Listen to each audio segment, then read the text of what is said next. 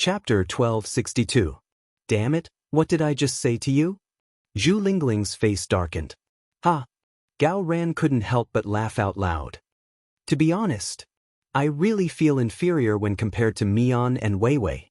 Sometimes, I think I'll never reach their heights, but I don't want to compare myself to them.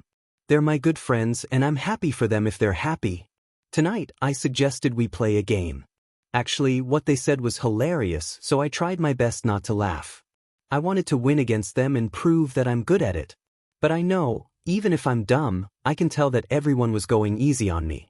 What I said wasn't funny, but everyone laughed. They were doing it for my sake. I'm glad that I have a group of friends like them. I love them, but I love you more. Gao Ran lovingly kissed Zhu Lingling's forehead. Silly, you might not be the best, but in my eyes, you're the best. There's only one Zhu Lingling in this world, and she's the Zhu Lingling of Gao Ran's family. She's the one who always bickers with me, but she's tough on the outside but soft on the inside. She's the one with the biggest boobs and the most beautiful flight attendant. I don't care what other people think or say, but in my heart, you're already priceless. This was the first time that Zhu Lingling heard Gao Ran being so serious. She felt like her heart was about to melt. She wrapped her arms around Gao Ran's neck and slowly leaned in. The two of them kissed tightly in the car, from the initial gentle entanglement to the final overwhelming kiss on the other side. Qin Chu and Huamin were heading home to South Hill Manor. Huamin was in a good mood. He sat in the passenger seat and hummed along. Honey, are you happy tonight? I'm super happy.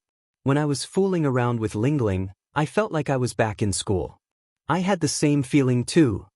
Qin Chu smiled. Honey, I didn't know you could tell dirty jokes until today, Huamin. So, when we get home, take a shower and go to bed, can you tell me a couple more? I want to hear something deeper than the last one, Qin Chu said as he drove. Huamin, she didn't think too much about it. She just thought of it on the spur of the moment and said it casually. She didn't expect Mr. Qin to remember it so well. Why did it feel like she was labeled as a dirty person? That wasn't her true nature. Honey, you misunderstood me. I saw that joke in a magazine. I'm not good at it. Huamian explained guiltily. Oh, that's okay. Which magazine did you read it from? I'll buy a few more for you. You can learn a few more and teach them to me. However, Qin Chu remained calm. Huamian was silent. Meanwhile, in the Jaguar, the two of them were kissing passionately. Everyone else was home, but they were still in the parking lot of the hotel. After some time, the two of them couldn't breathe. Gao Ran reluctantly let go of Lingling, and he carefully tidied up her messy clothes. Gao Ran looked at Zhu Lingling with deep affection and gentleness in his eyes. He said something to her, inadvertently, but it was like a sudden clap of thunder that woke her up. Zhu Lingling thought he was going to say, Lingling, let's go home. However, to her surprise, Gao Ran suddenly said in all seriousness, Lingling, let's get married, shall we? What did you say? Zhu Lingling felt her mind go blank. Chapter 1263. Let's get married, let's get married. Gao Ran looked at Zhu Lingling gently as he repeated his words.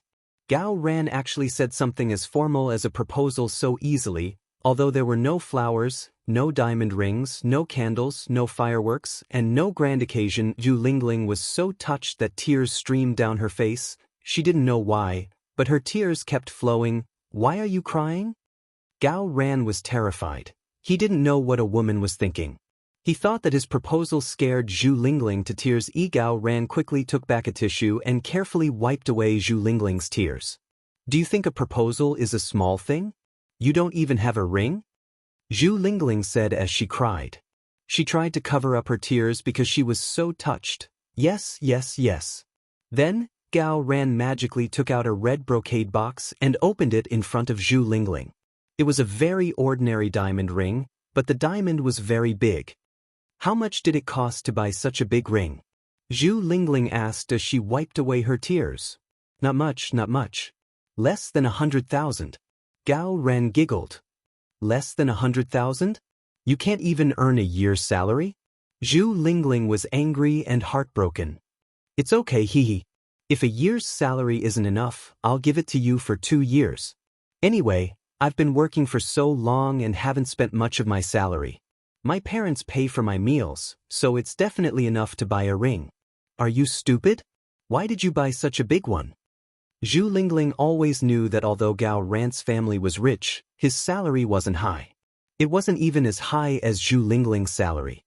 He couldn't compare to rich CEOs like Qin Chu and Wei Liao. So, she was heartbroken that he spent so much money on a ring. I was thinking that if the diamond was bigger, the chances of you accepting my proposal would be higher. Gao Ran scratched the back of his head and smiled embarrassedly. You're so stupid. Zhu Lingling held the ring and couldn't put it down. She put it on her middle finger and it fit perfectly. You guessed the size right. You're so lucky. Zhu Lingling said stubbornly. What do you mean guessed? I secretly measured it while you were sleeping. Gao Ran said innocently. Zhu Lingling's heart immediately overflowed with a warm feeling. It turned out that this seemingly heartless police officer, who only had work in his eyes, actually had such a meticulous side to him? Where are the flowers? There aren't any flowers. Zhu Lingling tried to find fault with her. Flowers? Then, Gao Ran lowered his head and took out a food bag from the back seat. Zhu Lingling opened it and was a little dumbfounded. Flour pancakes? But I think flowers are too wasteful and not suitable. Flour pancakes are also made with flowers and can be eaten. Killing two birds with one stone. Zhu Lingling. This was the first time in her life that she saw someone propose with flour pancakes instead of flowers. Then Zhu Lingling said faintly, since you can propose to me with fresh flour pancakes instead of fresh flowers, should I buy you some wife pancakes and pretend that I'm your wife? I don't have to go. Gao Ran, but the diamond is real. Zhu Lingling looked at Gao Ran's aggrieved face and immediately smiled through her tears.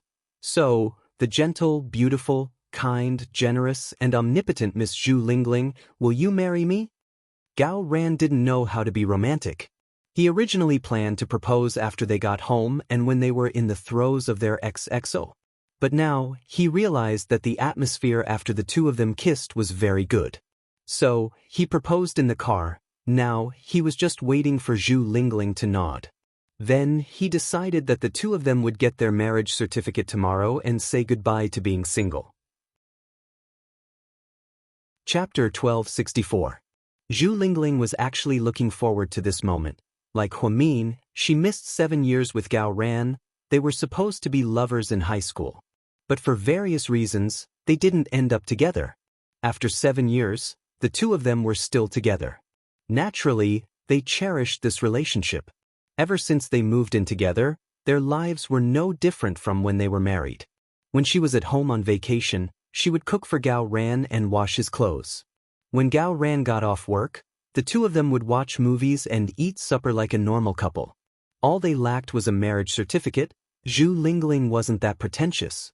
She had a carefree personality and had been hurt in love before. Therefore, she didn't expect to get married so early. However, she couldn't deny that she loved Gao Ran very much. She had already decided that he would be her partner for life. However, this proposal came so suddenly that she wasn't mentally prepared. Lingling, are you daydreaming?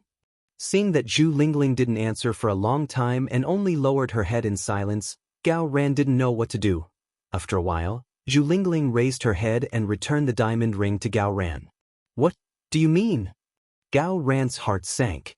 I really want to marry you, but now is not the time. I'm waiting for an opportunity. What opportunity? Gao Ran froze. The opportunity for Mian to get pregnant, Zhu Lingling said word by word. Gao Ran didn't say anything, however. He didn't expect this to be Zhu Lingling's answer. Then she said, Mian treats me like a sister. When I was in trouble, she would risk her life to protect me. I remember all of that. She hasn't had a baby since she got married, and it has always been a pain in her heart. However, I believe that she will have one. The moment she has a baby, we will get married and have children. It will be the best of both worlds, so I'm waiting for that opportunity. Then, Gao Ran paused for a moment. He raised his hand and rubbed the tip of his nose. If they don't have a baby, we won't get married? Of course not. What I mean is that we can wait. They will have a baby. Give me a year. If they don't, we will still get married, okay? I just want to wait for her. Zhu Lingling enunciated each and every word clearly. Gao Ran had been a criminal police officer for a long time, so he was very good at reading people's eyes. Sometimes, he could tell whether you were lying or just brushing him off with a single glance. He looked into Zhu Lingling's eyes and realized that there was nothing but sincerity in her. It seemed like she was really waiting for Qin's baby to be born, to announce their marriage to add to the icing on the cake. Sure, I'll listen to you. Gao Ran nodded. Then, you're not mad at me, right? Zhu Lingling asked anxiously. She was afraid that Gao Ran would be disappointed. No, why would I be mad? You'll be mine sooner or later. You won't be able to run away. After speaking, before Zhu Lingling could say anything, he took out a diamond ring and forced it on Zhu Lingling's finger. Put the ring on. I already know that you're my wife, Gao Ran said domineeringly. Zhu Lingling's heart immediately swelled with happiness. A diamond ring worth more than 90,000 yuan cost Gao Ran almost 2 years' worth of his salary. She wore the ring on her finger and was filled with happiness. It wasn't because of how expensive the ring was. Instead, it was because this was Gao Ran's most sincere gift. On the other hand, ever since Wuxia and Xianxia got married, Wuxia didn't go home to sleep. After work, he received a call from Mayor Song, asking him to pick up Xianxia from his home. It turned out that Xianxia went home the day after their wedding. She didn't want the media to report about it, so she didn't leave the house. Mayor Song thought that this was a good idea, so he called Wuxia. After work, Wuxia drove straight to the Song family's home. Xianxia was just about to go downstairs when she saw Wuxia. Her expression changed. What are you doing here? Chapter 1265. Father-in-law called me and asked me to come pick you up. I'm not going back, you should leave. Xianxia didn't hate Wuxia anymore. Instead, she was afraid of him. On their wedding night, she was covered in injuries from the beating of a belt. She didn't even dare to tell her parents, so she could only swallow her anger. She finally realized that Wuxia was a true psycho, and it was unwise to go against him. Therefore, she would rather hide from him and stay at the Song mansion. I don't care, you can do whatever you want. Wuxia didn't care about Xianxia. He married her for a reason. Now that he had achieved his goal, he didn't care if she went home or not. After speaking, Wuxia turned around to leave. However, he bumped into Mayor Song, who had just opened the door. Father-in-law. Wuxia smiled. Where are you going? Mayor Song asked with a dark expression. Sure said she's not going back, so she told me to leave first. Nonsense. If you say you're not going back, then you're not going back. Both of you, come here, I have something to say. After speaking, Mayor Song walked in with a dark expression and sat down on the sofa in the living room. Xianxia reluctantly walked down the stairs in a black lace dress. Wuxia was smiling the entire time. He sat down next to Mayor Song without a trace of awkwardness. It was as if he didn't care about his father-in-law at all. I don't care why you two got married, but you're already husband and wife. It doesn't matter if you're in a good relationship or not. The most important thing is that you don't let people talk about you. Nowadays, the media can expose anything. Sure, you can't stay at home all the time, so you should go home first. I'm not going home. Shut up, it's not up to you. Do you expect me to clean up after you too? Mayor Song's words were quite harsh. Xianxia immediately fell silent.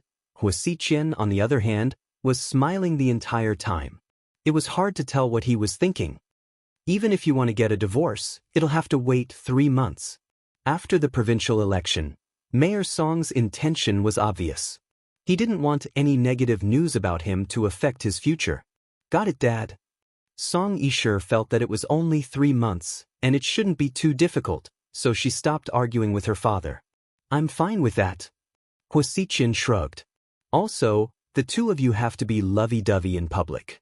You have to pretend to be lovey-dovey. You can't let people catch you red-handed. Xianxia was angry, but he still nodded. I got it, Dad. I'll listen to you, father-in-law. Wuxia nodded. Okay, you can leave now. Or you can leave after dinner. Mayor Song stood up and left. Xianxia glared at Wuxia. You'd better not touch me for the next 3 months. Don't worry, even if you beg me I won't. Wuxia sneered. Let him touch her? Are you kidding me? Even a prostitute from a nightclub would be better than Xianxia. This woman really thought too highly of herself. The two of them weren't in the mood to stay for dinner, so they left together. Then, they each drove back to Wuxia's mansion. After they got home, Wuxia changed his clothes and went out again. Xianxia was already used to this, so she didn't ask where he was going. She took a shower and went to bed. After making sure that Wuxia was really gone, Xianxia picked up her phone and dialed a number. Come out tomorrow, let's meet. Our plan can't be stopped, we have to continue. Wuxia was driving with his earphones on. After eavesdropping, he took off his earphones and threw them aside. Bitch, you can't even stop for a second? Sooner or later, you'll get yourself killed. The next morning it was the weekend. Huamin was resting, while Qin Chu was picked up by the company's chauffeur in a Bentley. He left his beloved Maybach with Huamin. Huamin drove the Maybach straight to Sky Blessing Court to visit her mother. She wanted to see if Yang Xiaoping was still there. Did she return the item? Chapter 1266. At Sky Blessing Court. When Huamin arrived, his mother had just finished eating and was cleaning the house. Mom, Mian, you're back? Yeah, Mom. Where's Xiaoping? Huamin looked around and asked tentatively. Oh, Xiaoping left. Yang Meirong said as she mopped the floor. Oh, she left? Why did she leave? Your kid said she found a job and got paid 5,000 yuan a month. I thought it was pretty good, so I let her go. Otherwise, it's meaningless to stay here. It's just like going to jail. Oh? Huamin nodded and didn't say anything else. Oh, right, I found the jewelry, Mian. You found it? Where did you find it? Huamin knew that Yang Xiaoping was afraid of going to jail and wouldn't dare to not get the jewelry back. The jewelry wasn't worth much, but it was a matter of character. Stealing was a shameful thing. You can't do something wrong because you're poor or jealous. Those were all dirty excuses. Yang Meirong put down the mop in her hand and straightened up. Xiaoping found it when she was helping me pack up some old clothes. It's weird, I couldn't find it no matter how hard I searched, but now I have it. Did you find it? Is there anything missing? Huamin asked worriedly. No, there's nothing missing. That's good. What's wrong? Yang Meirong felt like her daughter was acting weird today. Nothing. Mian, is there still no news from your belly? Yang Meirong remembered. Huamin shook his head. It's okay, you're still young. Take care of your body, you'll definitely get pregnant. Yang Meirong didn't want her daughter to be sad, so she comforted her.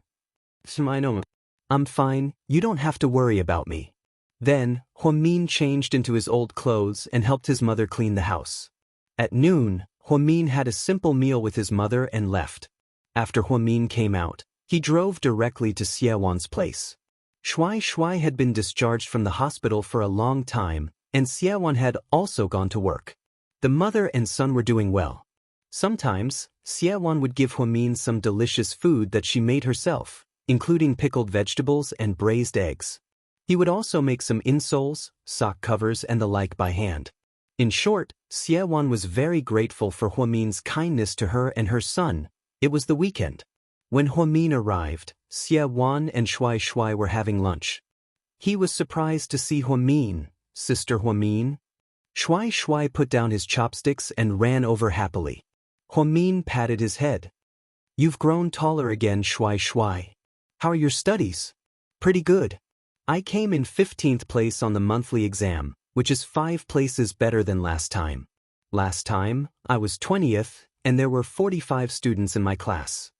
Before Huamin could ask, Shuai blurted out everything. That's great. Good luck. Huamin generously praised the child. Dr. Hua, you're just in time. Come sit down and eat with us.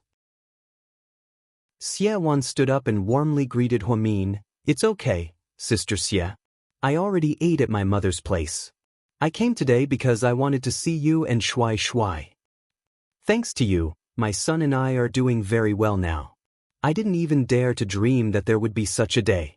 Xiaowan was very satisfied when she talked about the happy life she had today. What about Anai Yang? Have you been in touch with him? When Xie Wan heard Ni Yang's name, she shook her head with a complicated expression. That's why I'm here. I don't think it should be delayed any longer. I want to resolve the conflict between you and your son. Huh? Will Ni Yang forgive me? Xie Wan was surprised. Chapter 1267. That's my business, don't worry about it. Anyways, just listen to me. Then, how can I thank you, Dr. Hu, for helping us so much? Xie Wan wanted to kneel down and kowtow to Huamin 100 times because Huamin had done so much for her. It's okay, Ni Yang is like my little brother. I want to see him reunite with his mother and brother. Don't feel too pressured. Huamin stayed at the Xie mansion for a while and bought Shui a lot of school supplies before leaving for GK. GK was shooting a promotional video for celebrities this weekend, therefore, most of the celebrities had to come back to the company. Huamin thought that she would definitely see Ni Yang here. However, to her surprise, she bumped into two other people in the lobby downstairs. Mo Shui and Jiang Yi. Jiang Yi was an artist who lived in Jing City, but he had been showing up in the city a lot lately. Everyone said that he and Mo Shui were good friends. Now that she thought about it, it really was a young lady. Hello, a young lady. Good afternoon, a young lady. Everyone at GK knew who Huamin was. Even though she was dressed casually in a short beige jacket, pencil pants, and mid-height boots, she looked as fresh and cute as a teenage girl. However, none of the employees dared to offend the woman that their boss loved the most. A young lady, what a coincidence, why are you here? Mo Shui smiled when she saw Huamin. It was as if the abortion incident never happened. Huamin nodded. I'm here to see Ni Yang. A young lady seems to be very close to Ni Yang. Jiang Yi said with jealousy. Huamin ignored Jiang Ye's words because she didn't know this person at all. After that, Huamin swiped his card and used the boss' personal elevator to go upstairs. Jiang Yi looked at Huamin's back and shook his head. Tiske, this woman is really arrogant. She actually ignored me. Mo Shui chuckled. If you knew that she even dared to scold Lord Su, you wouldn't feel so wronged. Actually, I'm very curious. I really want to know what kind of woman she is.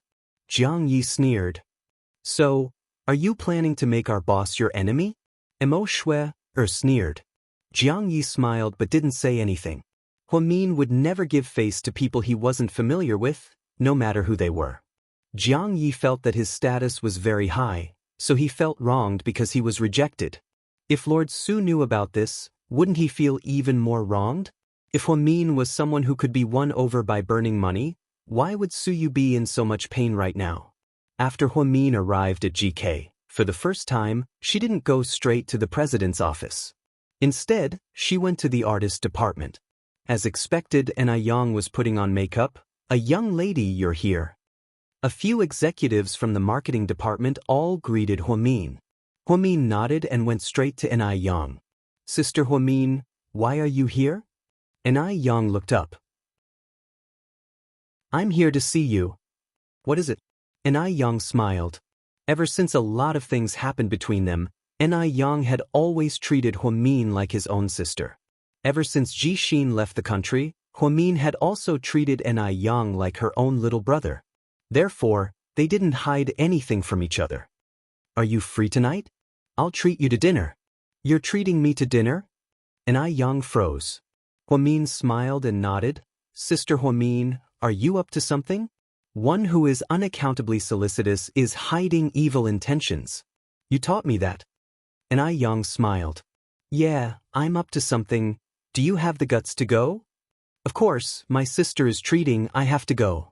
Not only that, but I'm also going to make you pay. Ni Yang was in a great mood. Inside GK, boss, a young lady is here. Where is she? Qin Chu looked up with a file in his hand. She went straight to film and television. Assistant Yang pointed in another direction. Qin Chu was speechless. How could he not know that his wife was here? So I'm conflicted. Should I call her here for you? Or should you call her yourself? Assistant Yang asked with a trembling voice. He felt like something was off between the president and a young lady today. Chapter 1268. Qin Chu's face darkened. Did he have to call her? She was already at HQ, how could she not come to his office? If she didn't come, then tonight? He would have an excuse to tie her hands with a belt again. Would Huamin give him that chance? The answer was no. After Huamin and Ni Yang agreed to have dinner together, without another word, they went straight to the president's office. At that time, Jiang Yi, Mo Shui, Annie Liang, and a few other celebrities were talking to Qin Chu about a commercial performance during Chinese New Year. Huamin didn't even knock and pushed the door open. She ignored everyone and threw herself at Qin Chu. Like a little bird, she opened her arms and threw herself into Mr. Qin's arms. She gave Mr. Qin a surprise bear hug. "Honey, I'm here." She then realized that there might be other people in the office. She looked up and saw Jiang Yi, Mo Shui, and Annie Liang looking at her with dumbfounded expressions. Perhaps they didn't expect a young lady, who usually looked so dignified, to have such a funny side. You're in a meeting? I'll go out first, you guys talk." Realizing that she had interrupted Mr. Qin's work, Huamin immediately stood up and tried to run away. However, Mr. Qin held her tightly in his arms and wouldn't let her go. "Sit down, it's fine." Mr. Qin only said those 4 simple words, but was it really okay? The problem was that Huamin was sitting on Qin Chu's lap. Just then, Jiang Yi, who was sitting on the sofa, asked sourly, "Is this how the president usually does his work?" It's my first time seeing this," Annie Liang replied. Mo Shui smiled. She thought that she should let Huaxiqian see this scene. He wanted to see how loving Huamin and Qin Chu were. Then, his heart would bleed. Mo Shui used to think that she was the most pitiful person in the world. However, she soon realized that she was nothing compared to Huaxiqian. Huaxiqian didn't love her, but he was willing to sleep with her. On the other hand, Huaxiqian liked Huamin, but Huamin never knew about his feelings for her all these years. His love was not as obvious as Su Yu's. Therefore, Mo Shui felt that Huaxiqian was the most pitiful person in the world.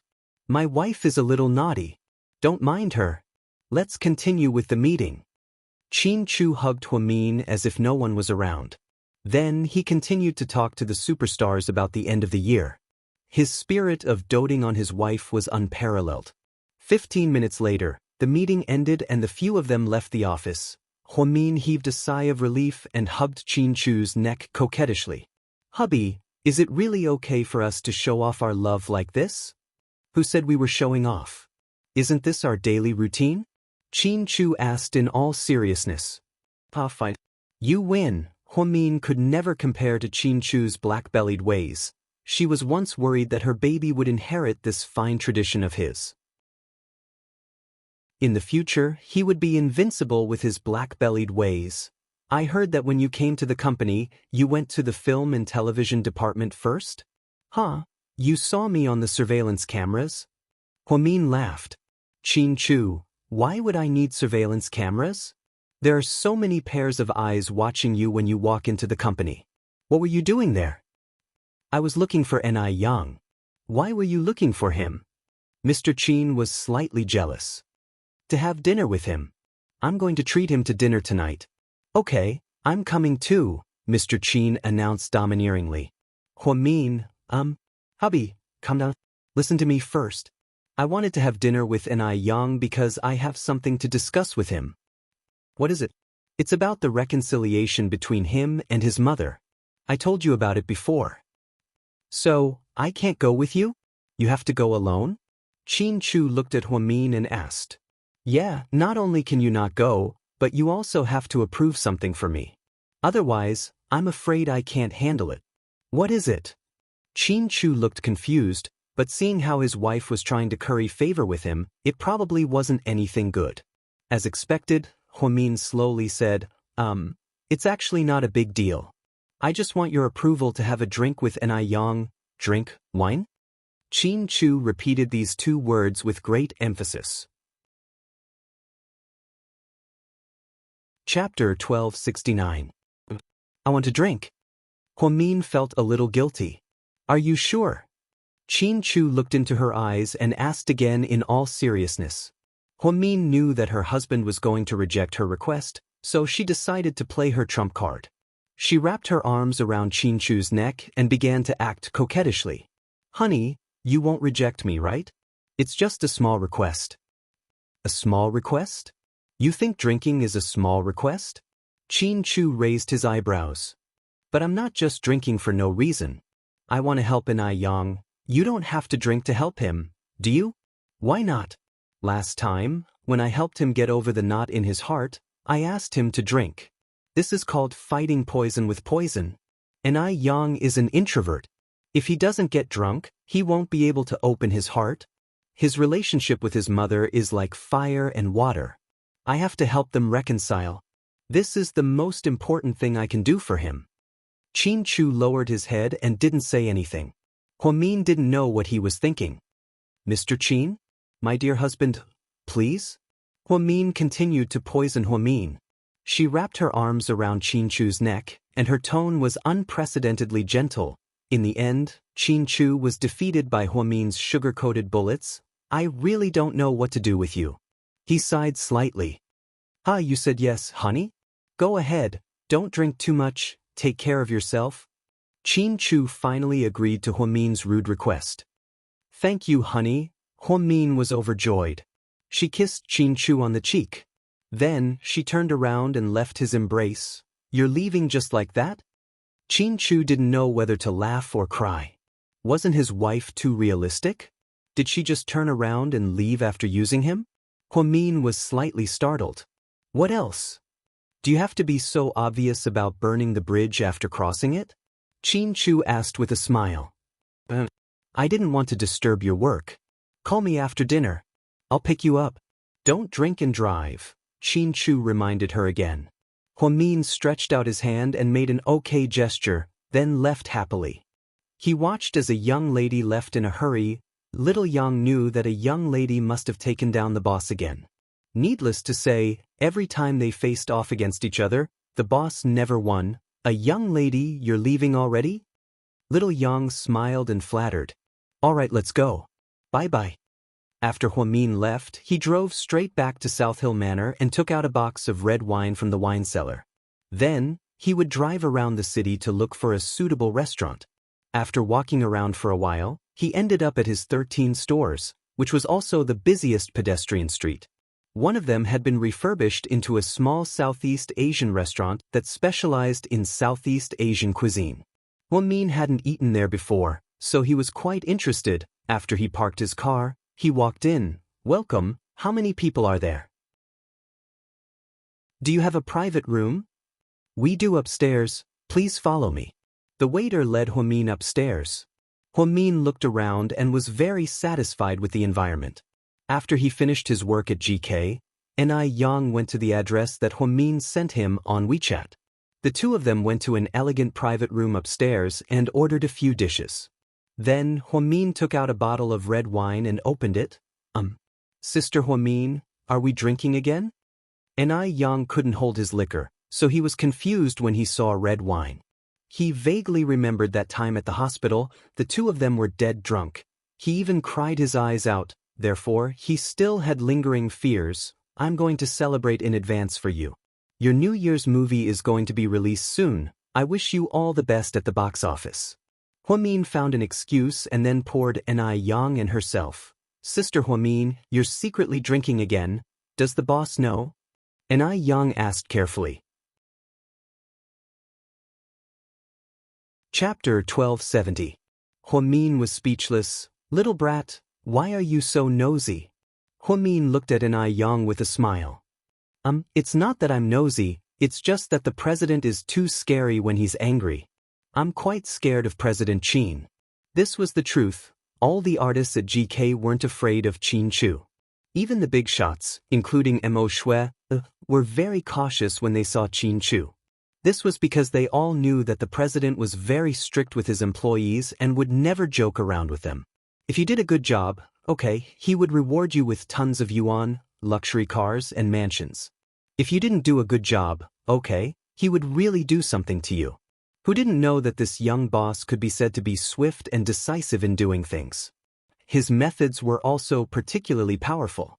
Even if Ni Yang had a good relationship with Huamin, he wouldn't willfully use his connections. After all, he knew his president's temper. Don't worry, my husband is very gentle. Huamin continued to snicker. Ni Yang was speechless. Gentle? The word gentle has nothing to do with our president. Plus, even if he's gentle, he's only with you, so let's be careful. Don't worry, my husband already approved.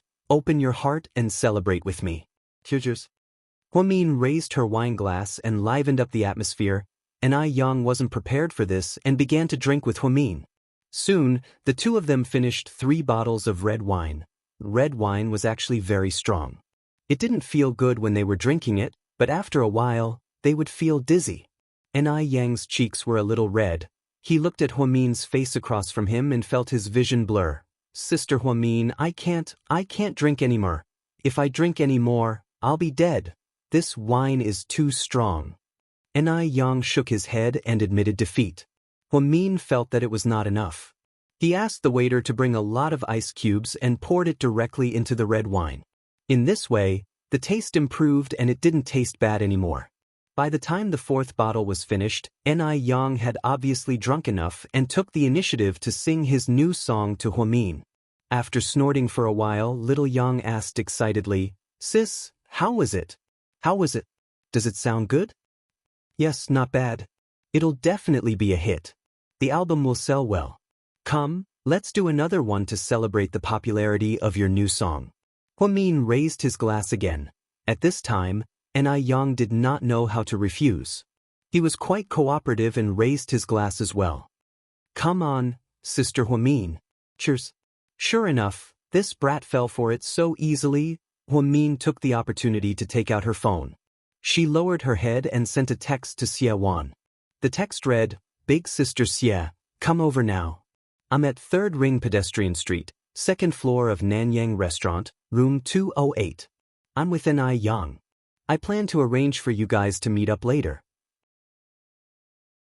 After Xie Wan received the text, she was very excited. She struggled for a long time before replying to Huamin, "Is he really willing to meet me? Come on, trust me." Huamin only replied 5 words. She believed that Xie Wan would come. Ni Yang was in high spirits and kept urging her, "Sis, stop playing with your phone. Come on, let's drink." There's no rush. Come on, let's take a picture first." Huamin took out her selfie stick and foolishly gave Ni Yang a thumbs up. After taking the picture, Huamin did a simple edit and posted it on her WeChat moments. "Eating with a superstar, Eulalia? Does anyone want his autograph?" In the picture, Ni Yang was pouting with the naughtiness of a young girl. Yang, on the other hand, stuck out his tongue and wore his hat askew, trying to look cool. As soon as the picture of the two was posted, it immediately caused a stir. Then, all of her WeChat moments were filled with envy and jealousy. Chapter 1271. Jixin. Sis, when I get back to China, introduce me to Ni Yang. I really like his songs. Zhu Lingling. Wow, he's so handsome, I want to meet him. Gao Ran replied to Zhu Lingling. Are you looking for a beating? Zhu Lingling? Jiang Xiaowei. This restaurant has a nice ambience, please give me the address. Huamin replied to Jiang Xiaowei. You're such a glutton. Assistant Chen Jie. Chief, is that Ni Yang next to you? He's so handsome in real life, he's even more photogenic than on TV. Huasiqian. Little sister Mian, your lip gloss is so pretty today. After reading Huasiqian's comment, Huamin took out a mirror and looked at his lips in frustration. He used Dark Blue's number 5 lipstick every day, but why was Huasiqian's style so different from others? Just as Huamin was wondering, another comment appeared below.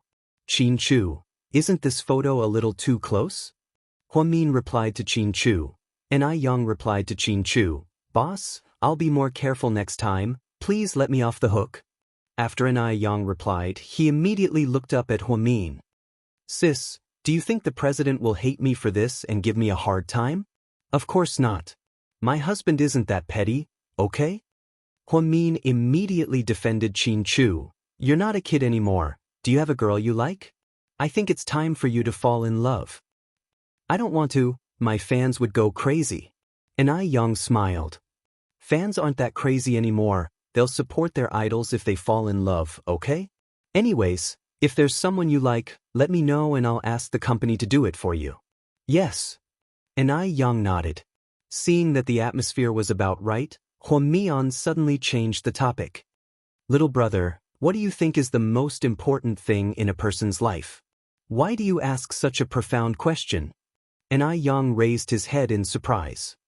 It's just a casual chat. I want to ask for your opinion. I think, to me, the most important thing in life is to have a healthy body. Money, status, and power are just worldly possessions. Only when I'm healthy can I enjoy everything. Ever since that illness, Yang seemed to have thought things through a lot. Huamin was very satisfied with his answer and nodded. You're right, no matter how successful you are or how much money you have, you still have to be alive to spend it. The stupidest thing a person can do in life is to chase after unlimited wealth with their limited life and become a slave to money. Think about it, even if you become the richest man in the world, you won't live to be 200 years old. Life is short, so having a healthy body is the most important thing. Speaking of which, your surgery was so successful, you really have to thank the person who provided you with the liver. Yeah, by the way, do you have that person's contact information? I was going to give him a sum of money as a thank you. After all, he helped me. Huamian smiled. Listen to me first. Actually, liver donation is quite risky. Everyone's liver is only so big, and no one wants to donate such an important organ to someone unrelated to them.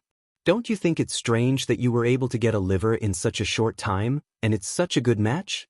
It's strange, I think I'm just too lucky. You're sure you're very lucky, because there's someone behind you who's willing to donate his liver to you. So, who is he? Can you let me meet him? I really want to thank him. And Yang was a little moved. Do you really want to meet him? Huamin confirmed again. And Yang nodded heavily. Drink up and I'll let you meet him right now. Right now? And Yang was a little surprised. Huamin nodded. Without another word, Yang picked up the wine glass in front of him and downed it in one gulp. Then, Huamin got up, walked over, and yanked open the wooden door. Xiaowan was standing at the door, and she looked at Yang with a complicated expression. At this moment, Yang was quite shocked. He stared blankly at the woman at the door, unable to say a word. He was completely dumbfounded. Chapter 1272. Why is she here? After a while, Yang finally came back to his senses and asked in a daze. She is the person who donated her liver to you. Huamin finally decided to tell him the truth. Otherwise, there would be no reason for Yang to forgive a woman he once hated to the core. She? Yang obviously didn't believe it. It's her. Otherwise, do you think a stranger's liver would be so easily absorbed and not rejected? Only those who are close to each other, those who are related by blood, would do this. At this moment, Xiewan's face was covered in tears. My child. I'm so sorry, Xiewan said as she cried. She wasn't a particularly selfish woman.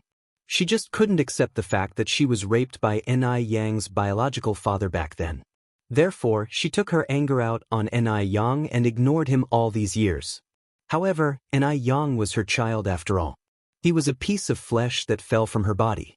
Even a vicious tiger wouldn't eat its cubs. No matter how heartless she was, she wouldn't ignore Yang's life and death. After talking to Huamin for so long, she suddenly felt like she wasn't human. Because of the hatred between the adults, she let the child suffer. At the time, she didn't know that donating her liver wasn't life-threatening. She thought that after donating her liver, she wouldn't be able to live. She donated her liver with the intention of dying, only wanting to atone for her sins. In her opinion, Shuai had already recovered, so she had nothing to worry about. For this son of hers, even if she had to sacrifice her life, it was worth it. Impossible, that's impossible. And Yang was a little emotional. He kept shaking his head and saying that it was impossible. Huamin saw that it was about time, so she slowly said, actually, the story goes like this. A woman was born with a hard life. She had someone she loved, But because she was raped by another man, she began her tragic life. Because of the fear of gossip, she married the man who raped her and gave birth to an innocent child. She was unhappy, and she was often beaten and scolded by drunk men. In the end, she couldn't bear such a hellish life, so she left.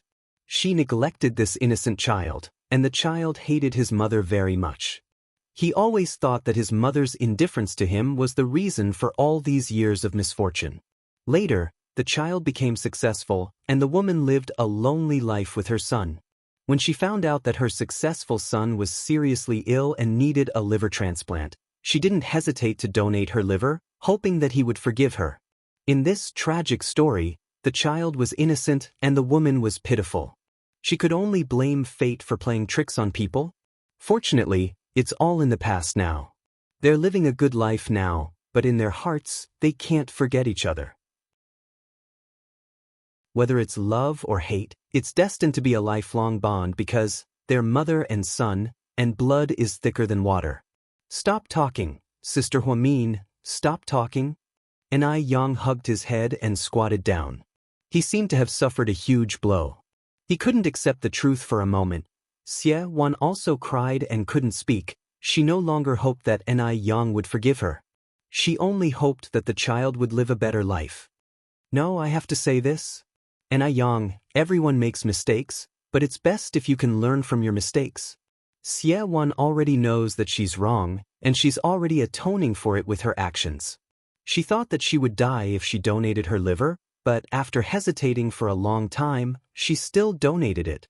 It's obvious that in her heart, you're more important than her life. In this world, nothing is more precious than life, because everyone only has one life. The only people who can sacrifice their lives for you are the ones you love the most. This is an indisputable fact. Huamin looked at Yang and said with a bit of heartache. Chapter 1273.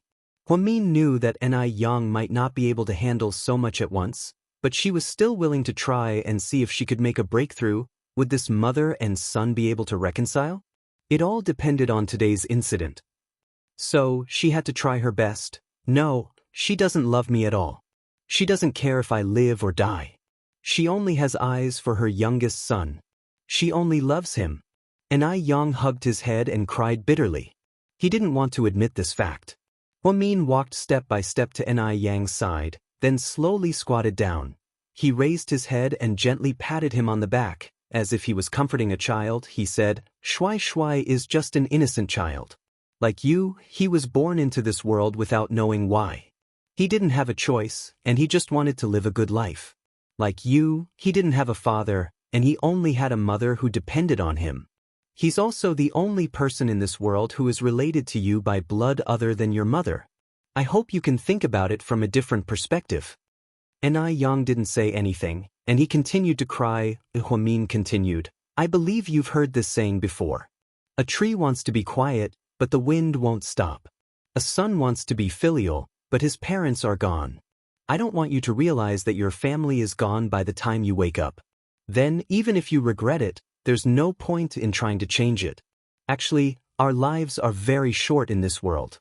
Whether you love or hate your family, you won't be able to see them again in your next life. As mother and son, you only have this life, but there's no next life. So, I hope you can let go of your previous obsession. Don't dwell on the past. Start over, give yourself a chance to live, and give your family a chance to be close to you. When a person was drunk, all their emotions were magnified, and Yang had drunk so much, and his emotions were already complicated. After hearing what Huamin said, he became even more agitated. However, he listened to Huamin's words, especially when he said that the tree wants to be quiet, but the wind won't stop. A son wants to be filial, but his parents are gone. Imagine what would happen if he figured this out many years later, but by then his mother would probably be gone. When Yang thought of this, some things in his heart suddenly changed. He slowly stood up and looked at Xie Wan again. Why are you helping me? Because you're my child. Xie Wan was an honest person and didn't know how to say nice things. It was just a simple sentence, but it made Yang's heart turn upside down. Then why didn't you come looking for me all these years? When you're not doing well, I'm not doing well either. When you're doing well, I'm still not doing well. How can I still have the face to look for you? If it weren't for Shuai's kidney disease being so serious and his life being in danger, I wouldn't have asked you for money that time. I'm sorry, I don't deserve to be your mother. After Xie finished speaking, she burst into tears. Thinking back to the past few years, she and Shuai had not had it easy, but Ni Yang had it even harder. In this cruel world, no one had an easy life. Ni Yang looked at her with tears streaming down his cheeks. Finally, he knelt down on both knees and shouted at Xie, "Mom." Xie body trembled. Then she couldn't help but rush over. She also knelt on the ground and hugged Ni Yang's head as she cried, "Child, it's been hard on you all these years." Huamin was a person who was easily moved to tears. Under normal circumstances, he wouldn't cry. However, she was deeply affected by this scene. Then, tears streamed down her cheeks. Looking at Ni Yang and Xie, the mother and son, who had been together for so many years, she was truly happy for them. When she left Nanyang Tavern, she forgot to call Qin Chu. When she walked out and the cold wind blew, she suddenly remembered. She picked up her phone and was about to call. Suddenly, she saw a Rolls-Royce parked in front of her. The car window slowly rolled down. Huasiqian looked at Huamin and smiled. "Where are you going? I can give you a ride." "No need," Huamin refused. "Don't you want to see the old man? He's dying." Huasiqian's words surprised Huamin. Chapter 1274. Huamin then got into the car without a word. Huamin hadn't seen Hu Zhenghai in a long time. She didn't help him during the Hu Corporation civil war, so Hu Zhenghai quickly lost. In the end, he was imprisoned by Huasiqian, so his life must have been very bleak. However, Huamin didn't think that he would die so soon. In the car, the two of them remained silent. Huamin didn't like Huasiqian, so she didn't sit in the front passenger seat. Instead, she sat in the back. "Did you drink?" Huasiqian asked with a smile. "How did you know?" "It smells really strong." Huasiqian's car reeked of alcohol, but Huamin didn't smell it. Huamin didn't say anything. "Qin Chu asked you to drink in the middle of the night? And with another man? How do you know it was another man?" Huamin found it strange that Huasiqian knew everything and was as good as a half-immortal. "I saw Ni Yang's sports car at the entrance of the restaurant you just came out of." Huamin, fine. She had to admit that Huasiqian was terrifyingly meticulous. "So Qin Chu isn't jealous? Ni Yang is like a little brother to me. Why would Qin Chu be jealous?" Huamin rolled her eyes at him. Huasiqian smiled but didn't say anything. "How are you doing after your wedding? Are you happy? How's Song Yisher?" Huamin suddenly asked nosily. "She's doing great." "Really?" Huamin obviously didn't believe him. With a newlywed wife like Song Yisher, would he really have a good life? "Of course. I said that I'm doing well. As for how she feels, I've never asked her." Huasiqian smiled meaningfully. Song Yisher looked at him as if he was a ghost. She wished she could run away. Huasiqian was not someone who would spoil a woman. He would hit a woman anytime and anywhere. And he could pull out his belt at any time.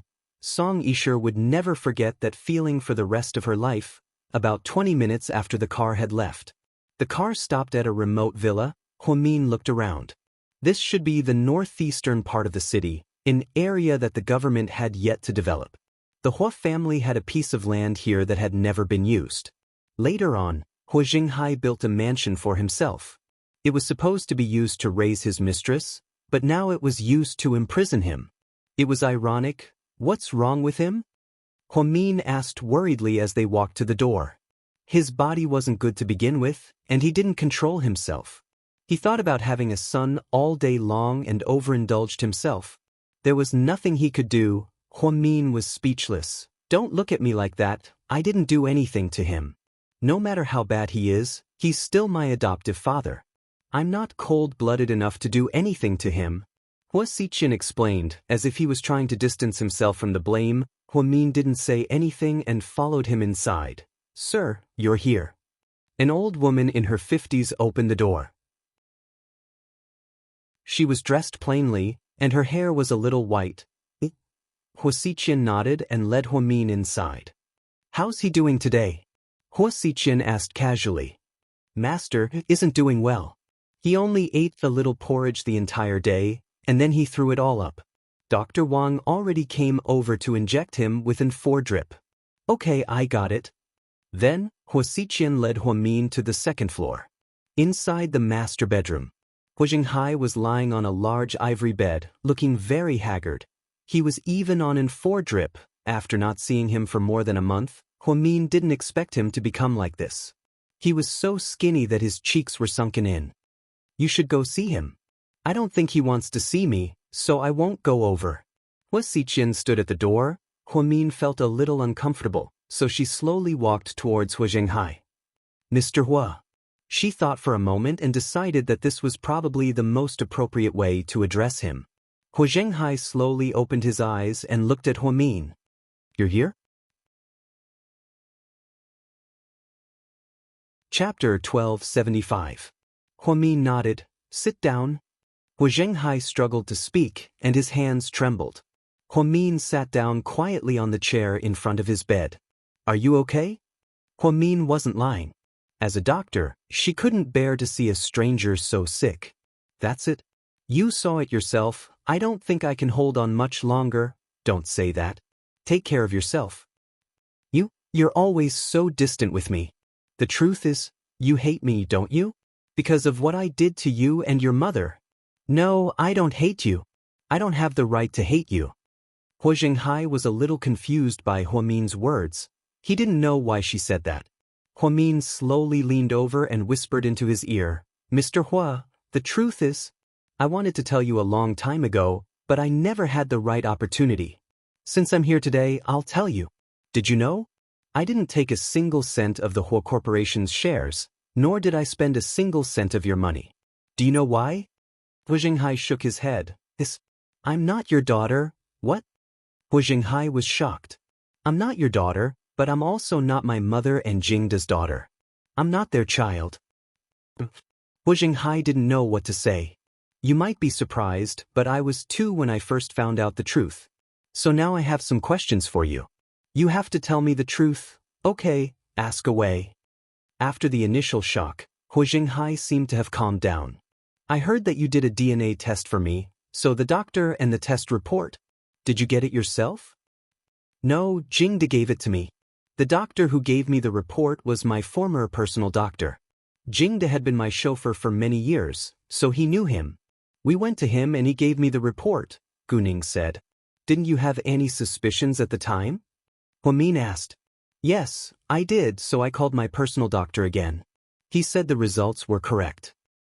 So your private doctor might have been bribed by Jingda, so they colluded. Huamin thought about this segment. Just as he had expected, everything was controlled by Uncle Jing. I heard that you gave Uncle Jing 200,000 yuan to get rid of my mother. Did you really give him the money? Yeah, I gave him cash, and he personally came to the company's finance department to get it. I thought that if he took the money, your mother wouldn't continue to cause trouble for me and continue to expose things from the past. That was the end of it, Hu Jinghai carefully recalled. But Jingda didn't give the money to my mother. I've confirmed with my mother that she didn't receive such a huge sum of money. Hu Jinghai, so it's very likely that Jingda used the money to bribe those people, but why would he do that? Hu Jinghai was a little surprised.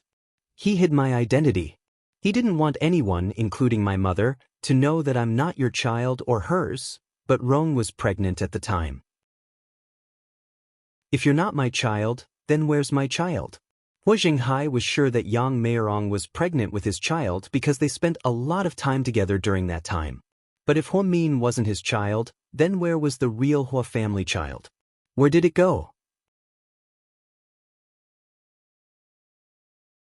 Chapter 1276. I'm not sure. I've been looking into it. I'm afraid that Jingda is the only one who knows the truth, but he's already dead. Huamin said calmly. Hu Jinghai fell silent. I'm not your daughter, so I won't take a single cent from the whole corporation. That's my principle. You came to me for help, but I have no reason to help you. I don't want to get involved in the Hua family's internal conflict. I know. Hu Jinghai sighed. He thought about how ridiculous his life was.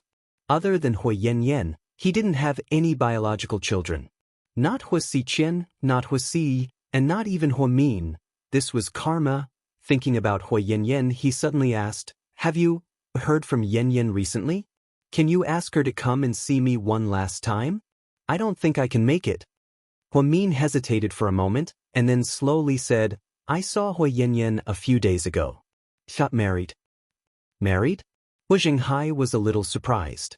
Recently, the Hua family had undergone a lot of changes, and it seemed like everyone's fate was changing every day. Yes, she married a relatively ordinary man and lived a relatively ordinary life, but I feel that the man treated her quite well. That's good, that's good. I don't think Hui Xiqian would be able to get Hui Yanyan to come and see you, so, are you sure you want her to come? Hu Jinghai thought about it and felt like Hu Min had a point. Take care of yourself. I have to go now. After speaking, Hu Min stood up. Ming? He suddenly shouted. Hu Min turned around. Hu Jinghai struggled to take off the jade ring on his left thumb. Then, he handed it over. Give this to your mom as a memento. I, Hu Jinghai, have had so many women in my life, but only a few of them were true to me. Jiang Hong and I got married because of our mutual benefits. Not only did we not have feelings for each other, we even saw each other as a thorn in our side. I doted on that bitch Xinjiani for her entire life, but she heartlessly betrayed me and schemed against me. Your mom was the only one who truly loved me. Unfortunately, she missed the opportunity. There's no need for that, right? Hu Min didn't want it.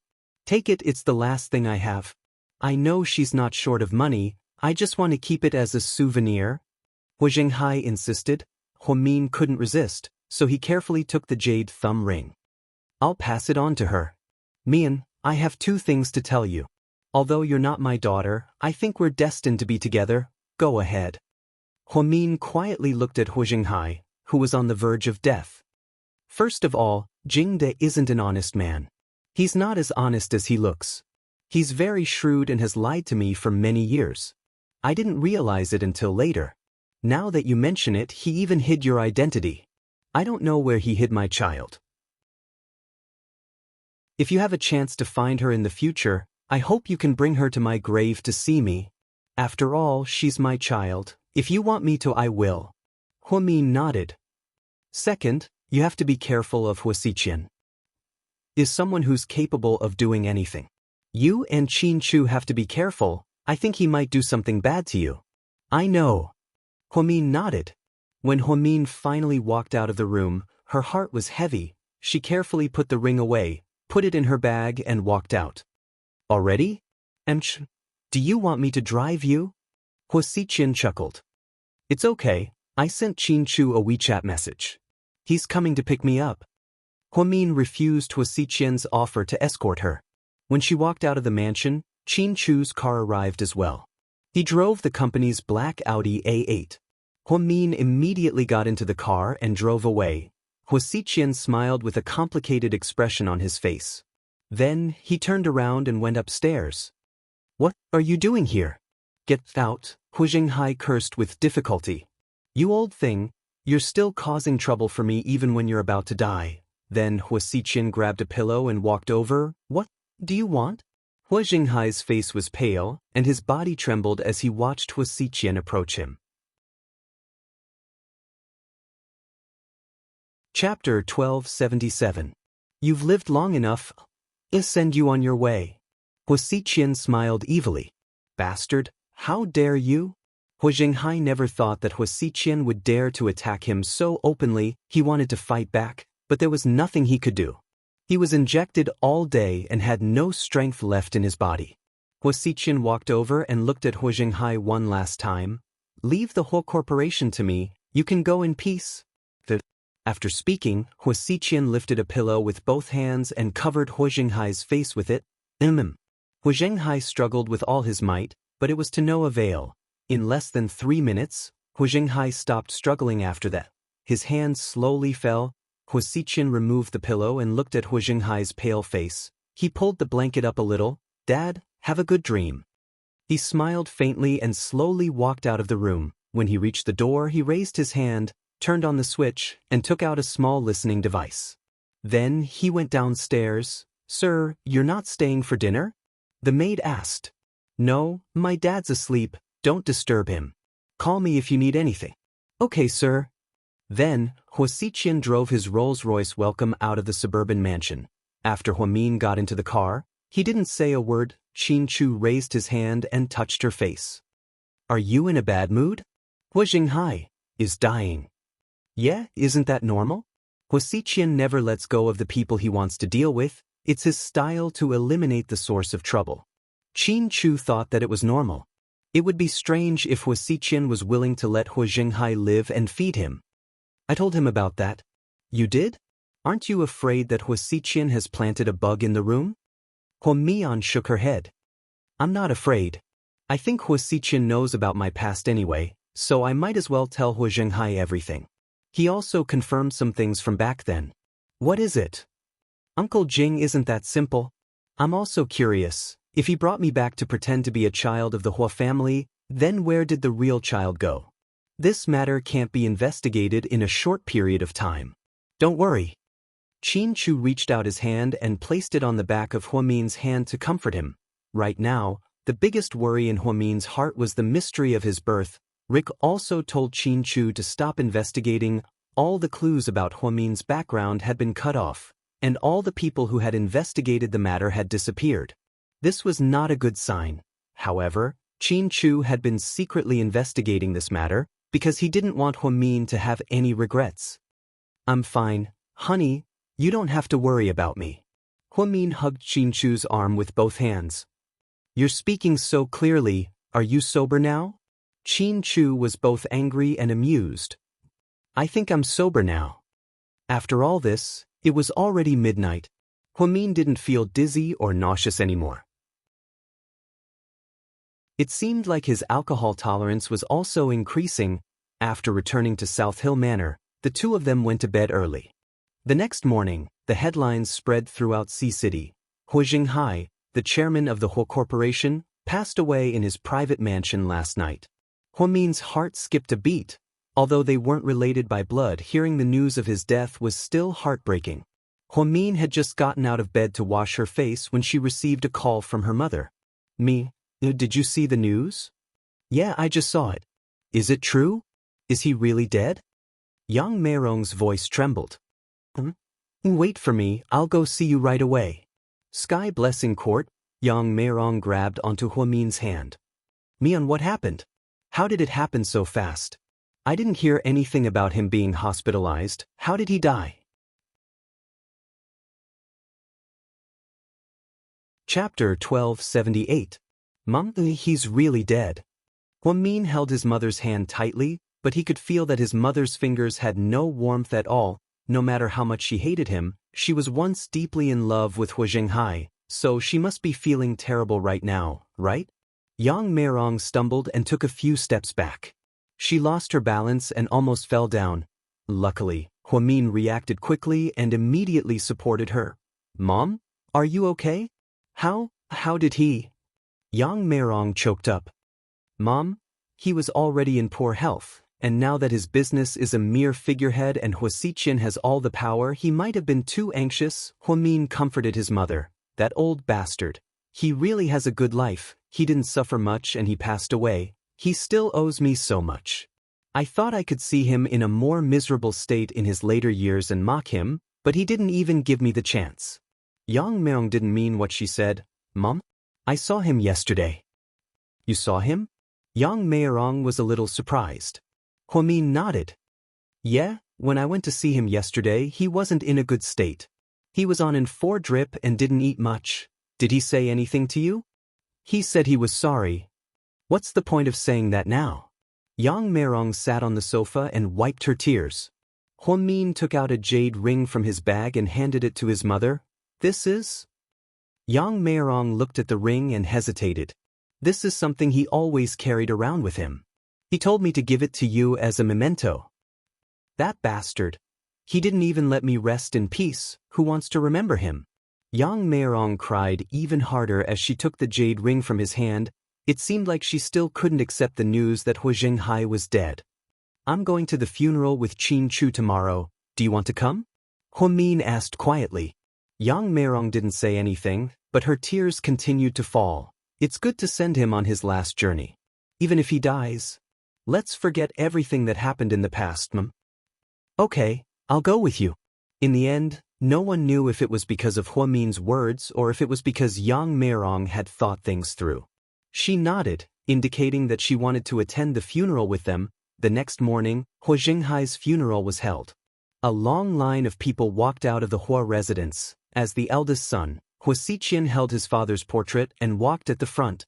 Behind him were Huamin and Hua Yanyan, both wearing white mourning cloths on their heads. The truth was, Huamin wasn't obligated to wear a mourning cloth for Hua Jinghai. After all, she wasn't his daughter to begin with. However, outsiders didn't know about Huamin's background, so she still had to attend as Hua Jinghai's daughter. Jiang Hong looked sad. She walked slowly with the help of two maids. Qin Chu stayed by Yang Meirong's side, carefully taking care of her. Today's weather was exceptionally good. Although it was cold, they could see the blue sky and white clouds that they hadn't seen in a long time. Everyone was dressed in black, and they marched from the Hua family mansion to the cemetery. There were a total of 100 black luxury cars. It was quite a grand occasion. What was rare was that Song Yisher also came. She walked beside Hua Xiqian. She was expressionless. She didn't care about Huamin, no matter how many people died. However, she had to be careful of the media. Therefore, her father was right. She had to pretend for a while. Song Yisher and Huamin looked at each other. She turned her head away and ignored Huamin. She didn't have any intention of speaking. Huamin didn't want to talk to her either. Just like that, the group of people sent Hua Jinghai's body to the North Mountain Cemetery. They buried him next to the elders of the Hua family, which was the Hua family's ancestral grave. It was already noon by the time they were done. Hua Xiqian set up 100 tables at a 5-star hotel and invited guests to a funeral banquet. Huamin wasn't in the mood. After sending his mother home with Qin Chu, he asked for half a day off to rest at home. Qin Chu, on the other hand, went to the company after sending Huamin home. Huamin fainted in South Hill Manor for the entire afternoon. When she woke up, it was almost dark. She put on her robe and went downstairs to warm herself in front of the fireplace. The north wind in the depths of winter couldn't be described as cold. It could freeze people to death. South Hill Manor had plenty of heating, but because the living room was too big, it was still a little cold. Huamin sat in front of the fireplace, warming herself while drinking milk. Suddenly, her phone rang. She opened it and saw that it was a WeChat message from Jiang Xiaowei. She said, "Mian, Su Yu is back." Chapter 1279. Oh! Huamin's reaction was relatively calm. Su Yu hadn't been gone for a long time. She heard that he was only down south for about 20 days. Now that he calculated the days, it was almost time, so it wasn't strange for him to come back. "Let's have dinner together tonight. Are you coming?" "I'm not going, you guys go ahead." As long as Su Yu was around, Huamin would still subconsciously avoid him.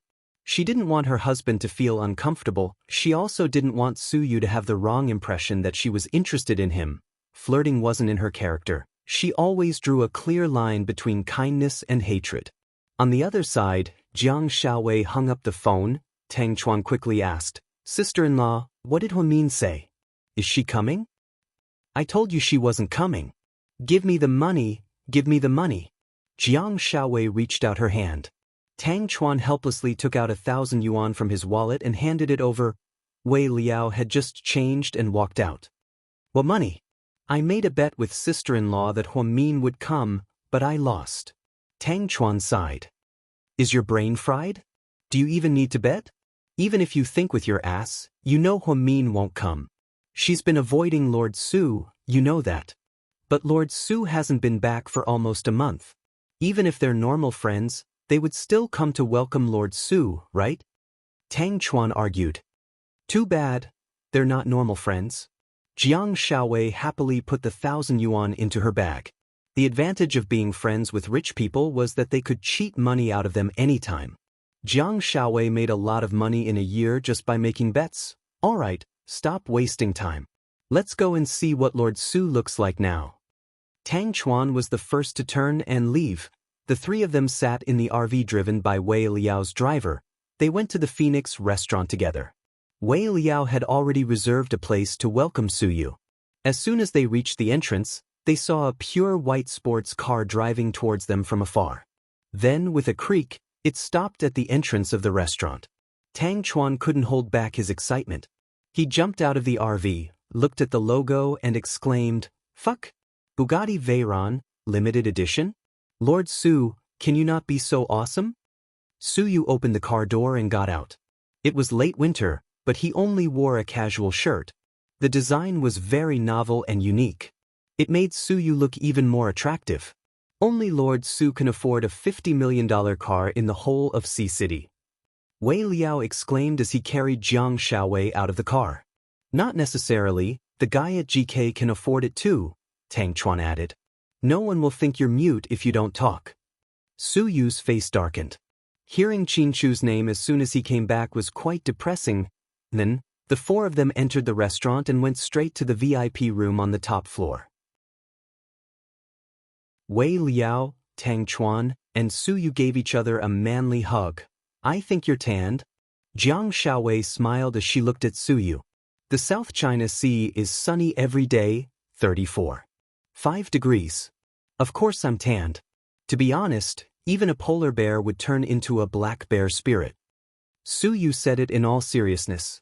His slightly tanned skin looked even more masculine. "Ha! Lord Su, you're being naughty again." Tang Chuan wasn't easily amused. "I'll order you guys talk." Jiang Xiaowei picked up the menu and flipped through it. The three men began to chat. "Lord Su, did you get anything from your trip to the South China Sea?" Tang Chuan asked with a mischievous smile. "What did I get?" Su Yu knew there was a hidden meaning in his words. Tang Chuan licked his lips sneakily. Of course he's asking about women. From what he said, what else could it be?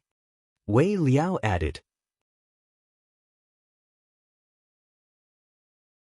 Chapter 1280.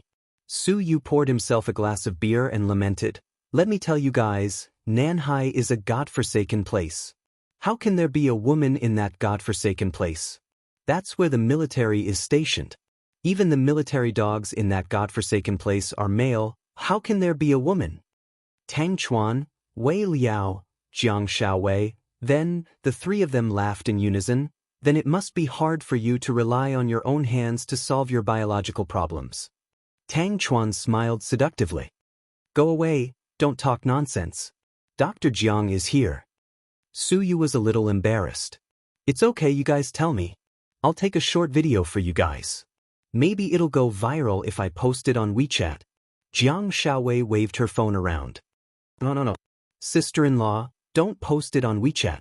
If my dad sees me, he'll teach me a lesson. Tang Chuan wasn't as free these days. His dad told him to go to the company to study, so he slacked off. He would clock in the morning and clock out again when he got off work. Did anything big happen at home? Su Yu downed a glass of beer in one gulp. He immediately felt great. "Yeah, Song Yisher and Hua Xiqian got married, did you know?" Tang Chuan said in a teasing tone. "I heard." Su Yu nodded. Although he was thousands of miles away, he paid attention to the news in the city every day. Song Yisher and Hua Xiqian got married. It was such a big deal that the media all over the country reported on it. How could he not know? The old man of the Hua Corporation passed away. The funeral was held this morning, Wei Liao added. "Yeah, I heard someone talking about it when I got off the plane. Hua Xiqian is amazing. Now that there's no one left at the Hua Corporation, he's sitting on top of it all." Su Yu didn't like Hua Xiqian. He always felt that Hua Xiqian was a person who was always smiling on the surface, but on the inside, he was full of evil. Therefore, even when Hua Xiqian occasionally took the initiative to talk to him about business, he always ignored him. That's all. "Oh, there's one more thing about Hua Min, do you want to hear it?" Tang Chuan asked. Su Yu awkwardly, he lowered his head. "If you don't want to hear it, then I won't tell you." Tang Chuan purposely, "How dare you? Hurry up and tell me." Su Yu couldn't hold it in anymore. Tang Chuan's Hua Xiqian be, Hua's, Hua Min, Hua Hua. Jiang Xiaowei was puzzled. There hadn't been any news about Mian lately. She didn't know what Tang Chuan was going to reveal. Huamin, I don't know what's in his head, but he's a psycho. She just received the 2016 Most Outstanding Doctor Award from the International Red Cross Society. Huh? When did that happen? How come I didn't know about it? Jiang Xiaowei froze. I don't think she knows about it herself. Didn't I date a girl from Finland before? She's a doctor too, so she's very interested in this area. I wanted to find common topics with her, so I followed some of the official medical departments on IAN. When I refreshed the page this morning, I saw the official announcement. They probably haven't notified Huamin yet, right? Or maybe they did, but she doesn't understand English. Who knows? What kind of award is it? Is it of little value? Wei Liao didn't understand. Jiang Xiaowei explained, it's not of little value, it's a very important award. A while ago, Huamin wrote an article, and we spent the night looking for some specialized terms to translate and mail it to her. It's an article that calls for the world to pay attention to autistic children. It contains a lot of academic and personal opinions from Huamin, and it might have been accepted by the officials. She's really good. Wei Liao nodded, expressing his appreciation. This is nothing. Previously, the China Medical Association gave her the highest achievement award as a doctor, the Chinese Doctor Award. There were also awards and trophies, but she didn't show them off. Her assistant put them all up in her office, but the hospital put up a banner to celebrate her. I heard that President Wu gave her a personal bonus of 500,000 yuan. I suspect that Huamin isn't even from Earth. Tang Chuan said. Then he looked at Su Yu and asked, Lord Su, what do you think about this? Chapter 1281. Su Yu's gaze was slightly complicated. He pretended to be calm and replied, She's pretty good, she's pretty good. Perfunctory. Haha, is it that hard for you to evaluate Huamin? Tang Chuan laughed. I also think that Lord Su has become a lot more shy after coming back this time. Wei Liao looked at Su Yu with a thoughtful gaze. Jiang Xiaowei laughed on the side. The three of them having a gathering was really hilarious. Each of them had a more sarcastic mouth than the other. They never had a pleasant conversation. Basically, unless they didn't speak, they would either be sarcastic or mocking. They could be called the worst friends. The key was that they had known each other for too long. It wasn't an exaggeration at all. They could really start from when they were naked. Therefore, under normal circumstances, Su Yu wouldn't take Tang Chuan and Wei Liao's words to heart. He wouldn't really get angry, because he had gotten used to it over the years. Shy my ass? Aren't you guys making things difficult for me? How am I supposed to evaluate Huamin? In my eyes, she's great in every way. But I don't know if you guys think the same way. Su Yu spoke his mind very generously. Yo, great in every way. So you really... I don't know what kind of potion Huamin gave you. You're really hopeless? I thought that after you came back from the south, you would forget the past and start over. It seems like you went to the South Sea for nothing. Tang Chuan continued to mock him. Su Yu looked innocent. When did I say that I would forget the past after going to the South Sea? Your imagination is really rich. Also, I was just accompanying my grandfather for a walk, not drinking Meng Po's soup at the Bridge of Helplessness.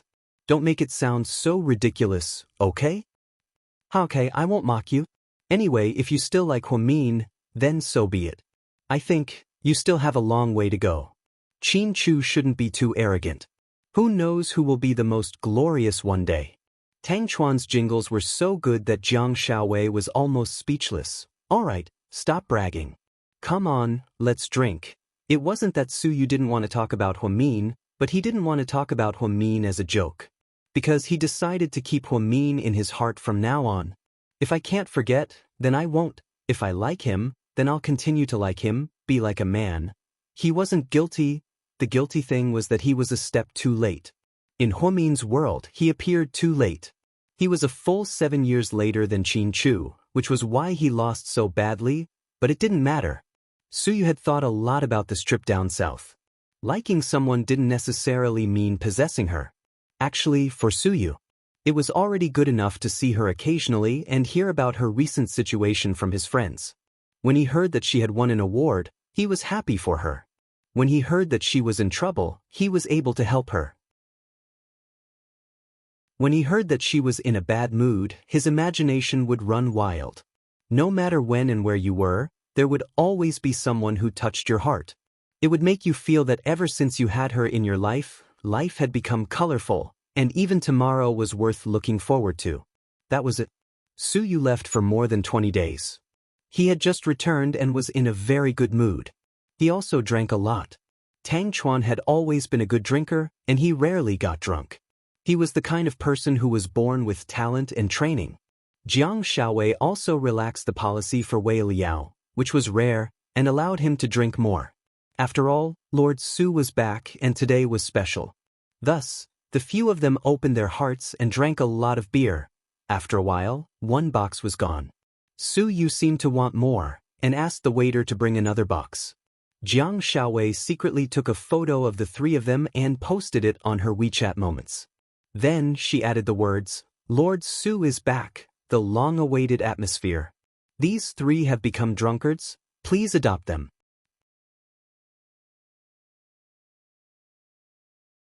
Chapter 1282. Huamin was playing on his phone at South Hill Manor when he saw Jiang Xiaowei's post. Su Yu had his head lowered, and only the side of his face could be seen. His right hand had long, slender fingers, and between his index and middle fingers was a cigarette. Perhaps it was because she rarely hung out with Su Yu, so she hadn't seen him smoke much. To be honest, he was quite handsome. A person like Su Yu was the best in terms of looks, ability, personality, and wealth. He was the best of the best. If it weren't for Qin Chu, Huamin might have been tempted. After all, Su Yu treated her so well. However, there were no ifs in life, only consequences and results. Now that she had someone better, she wouldn't be so greedy. She generously liked Jiang Xiaowei's WeChat post. Jiang Xiaowei smiled and didn't say anything. She didn't tell Su Yu that Huamin liked her post either. This was because Jiang Xiaowei and Zhu Lingling were both fans of Mr. Qin. They were both envious of the love between childhood sweethearts, so they especially supported Qin Chu and Huamin as a super couple. During the banquet, the three of them drank a lot, and the atmosphere reached its peak. Tang Chuan complained, "Look at the three of us. Why are our lives so twisted? We're almost like monks. We haven't had sex in a long time, right?" Wei Liao froze and looked at Tang Chuan with disdain. "No way? Lord Su has someone in his heart, so he's been abstinent for a long time. Xiaowei is pregnant, so I don't dare to do anything. You're a free man, how can you be like us? It's normal for someone like you to change every night. Don't mention it. I haven't been feeling well recently, so I went to a Chinese doctor to recuperate." Tang Chuan looked bitter. "That's what you get for showing off." Wei Liao smiled proudly. Su Yu also smiled but didn't say anything. "Ancient, I can't harm my body like that in the future. My body is mine, but I can't have as many women as I want. I need to take good care of myself. Now do you know why so many ancient emperors died prematurely in their middle age? Xianfeng, Tongji, Guangxu and the others all died at a young age." Su Yu asked meaningfully. Jiang Xiaowei almost spat out a mouthful of mineral water. "You guys are so dirty." Even Dr. Jiang, who had always been extremely calm, wanted to complain. "Honey, they are just like that. You have to get used to it." Wei Liao hugged Jiang Xiaowei's shoulder and comforted her. By the time the three of them finished drinking, it was almost 11 p.m. When they walked out of the restaurant, they were all a little drunk. "Lord Su, we'll give you a ride first," Tang Chuan offered. "It's okay, I'm fine. I can drive slowly back." Su Yu refused and got into the white Bugatti. Wei Liao looked at Su Yu's pace and said to Tang Chuan, "Don't worry, Lord Su can drink a lot. Even though he drank a little more than usual, he can still drive. He knows his limits." Tang Chuan was relieved to hear Wei Liao's words. Then, the three of them left in the RV. Wei Liao and his wife drove Tang Chuan back to his mansion before going home. Su Yu, on the other hand, drove his sports car slowly around the city. For some reason, after the fun, he felt a little depressed. A black BYD sped past Su Yu. Then, the car owner curiously slowed down and looked back at the luxury car behind him. "Fuck, Is that a Bugatti Veyron? The legendary car that costs tens of millions? But why is it so slow? Even a Bugatti can't compare to my BYD. Not more than 3 seconds had passed since he finished speaking. He heard the roar of the engine, followed by a vroom. An indistinct white figure whizzed past with a whoosh. He didn't even see what it was. When he realized what was going on, he focused his eyes and took a closer look. The Bugatti was already gone. Would Suyu drive a sports car without speeding? That was impossible. Even though the alcohol was boiling in his blood, his mind was still very clear. Suyu sped all the way to the most scenic mountaintop in Sea City. After parking the car, he got out and leaned against the sports car while smoking. He took out his phone and quickly entered the number that he couldn't be more familiar with. Right now, he really wanted to hear her voice.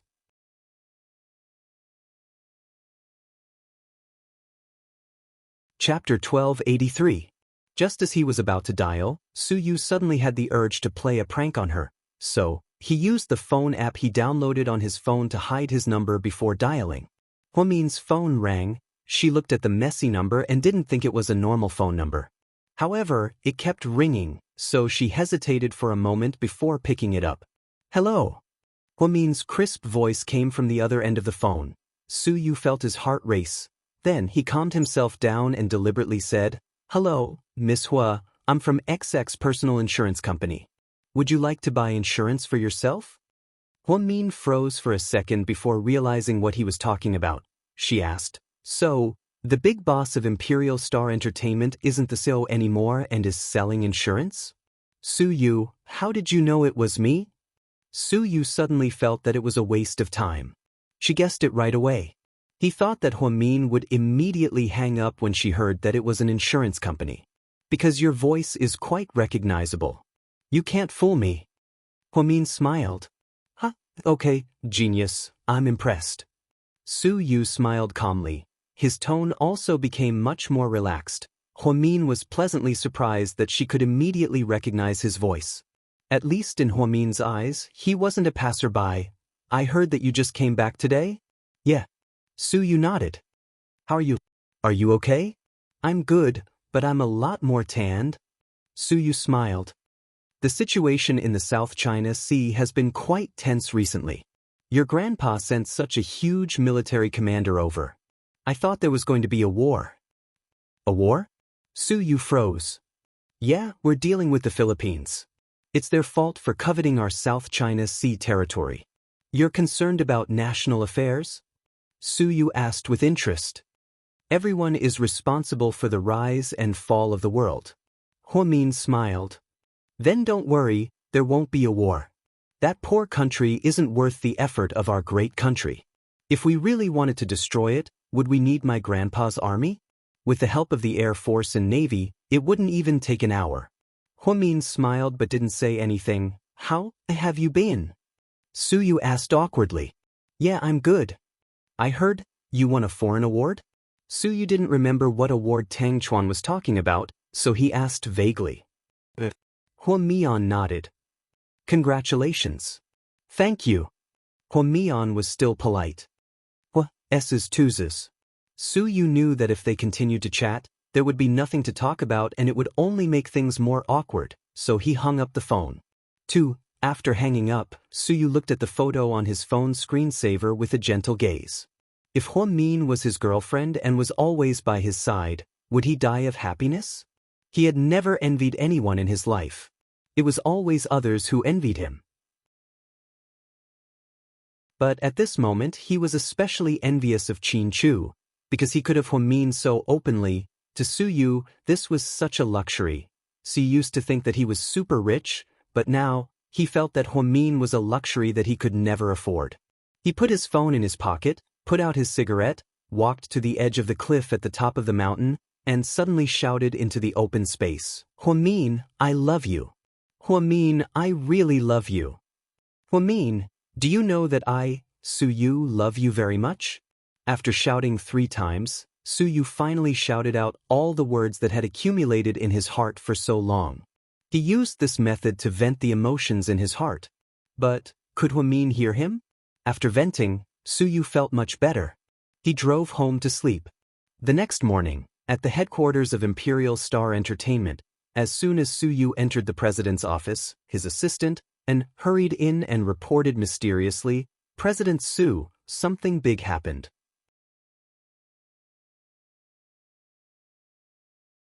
Chapter 1284. What's the matter? Don't make a fuss. Su Yu had always been a fearless person, so there was really nothing that could make him feel like the sky was falling. Of course, Huamin's matter was an exception. Madame came a few days ago, and then, she personally ordered a beauty audition in the name of the company. It's called The Most Beautiful Girl in Sea City, and now the auditions are over. There are 20,000 people from all over the country who signed up, and now there are less than 32 left after the screening.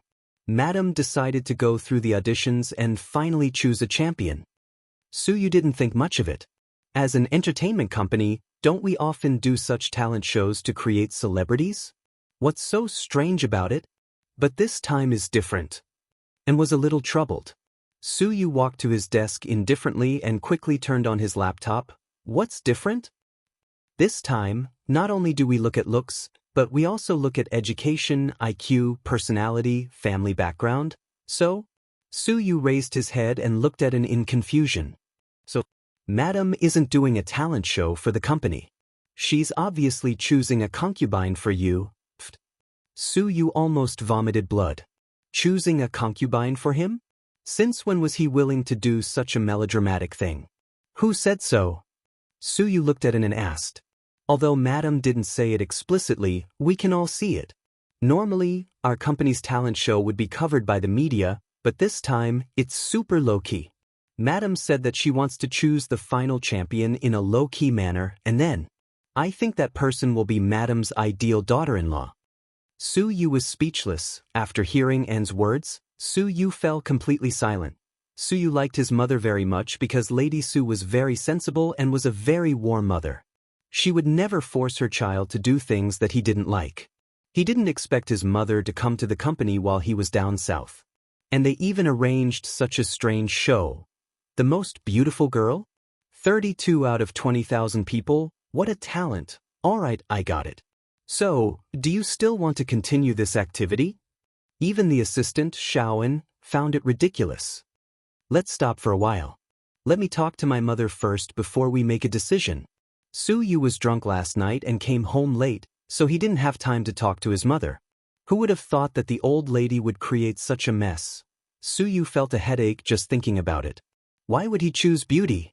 If he really wanted to look at looks, then, there were tons of artists under Imperial Star, and all of them were unbelievably beautiful. Huamin's looks were not enough to cause the downfall of a nation. It was more about his temperament. Important things have to be repeated thrice. Su Yu felt that it was hard to find someone in this world who had such a strong personality and aura like Huamin.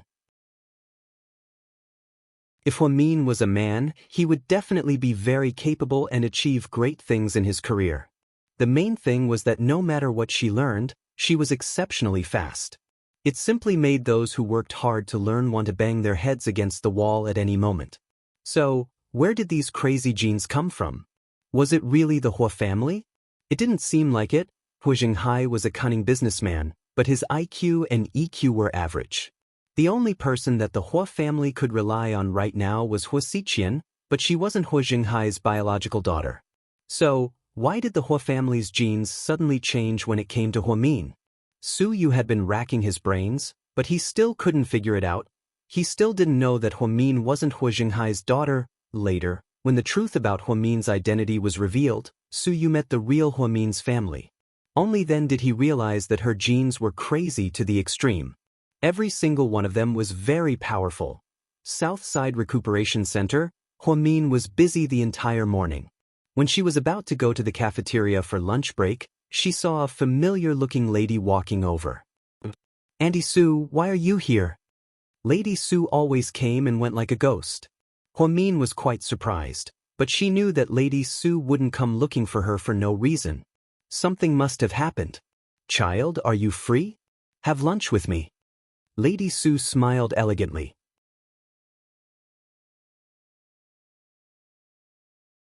Chapter 1285.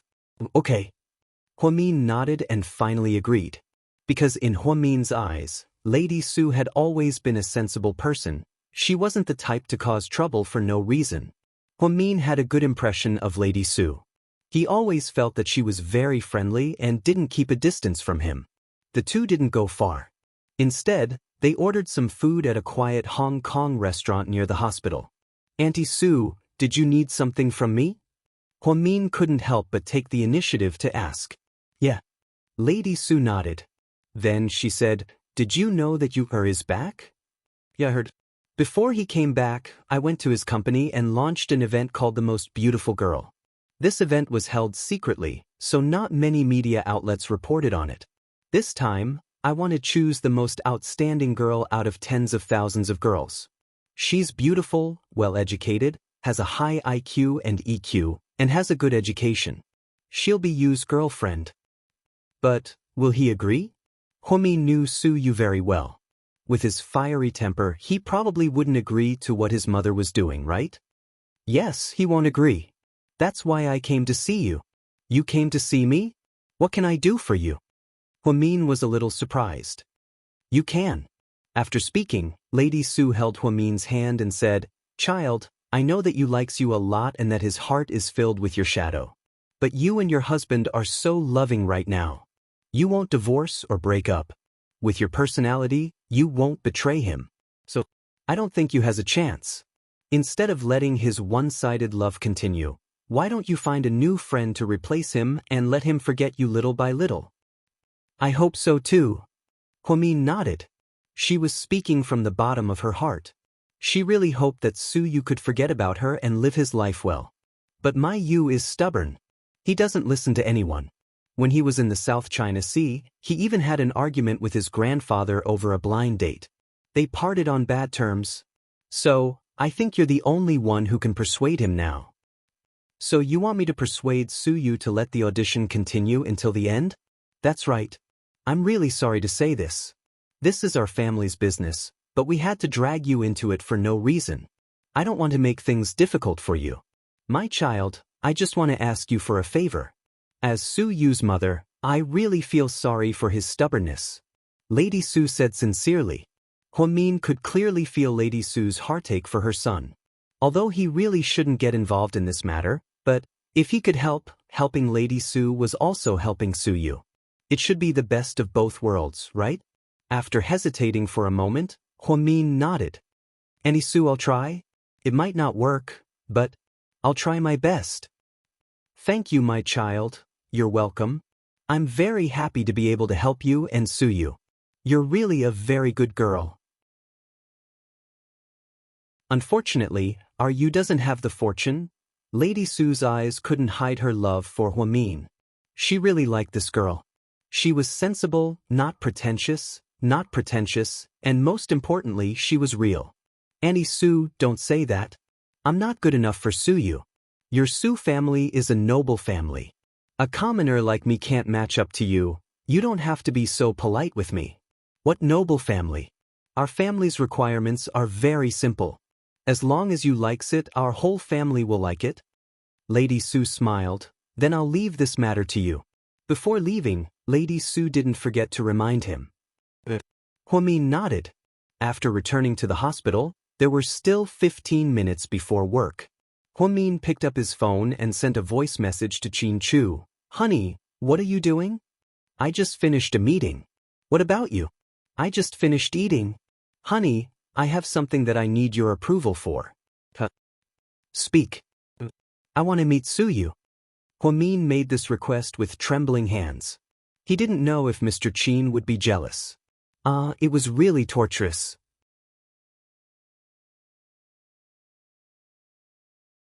Chapter 1286. Qin Chu, honey, repeat what you just said. Huamin. "Honey, I have something I need your approval for." Qin Chu, "No." Huamin, honey, you can't do that. Qin Chu, "Honey, I can spoil you for anything, but cheating on you is not allowed. You must be nipped in the bud." Huamin, "No, don't think too much about it. To be honest, Lady Su came to see me today." Qin Chu, "Why did she come to see you?" Huamin, she said she's starting an audition for beautiful women, but in reality, she's looking for a girlfriend for Suyu. She's afraid that her son won't agree, so she asked me to persuade Suyu.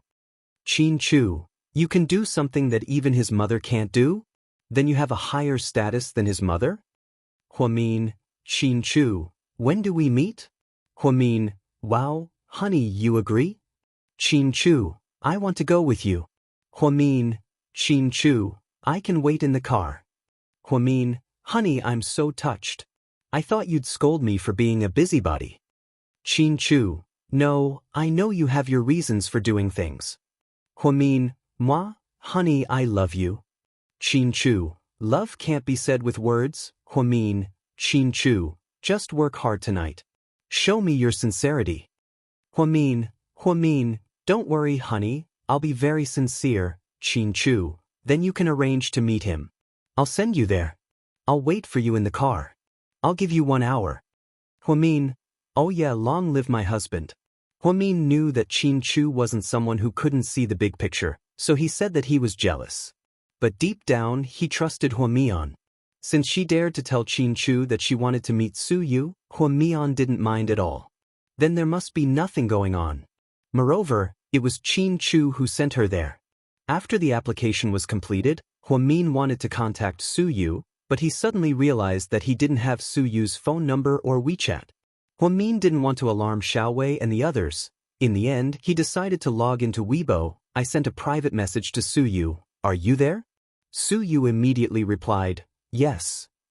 Are you free tonight? Why did this sound like a date? Suyu only felt that happiness came too suddenly. After suppressing the ecstasy in his heart, Suyu calmly replied, let's meet up, I want to talk to you.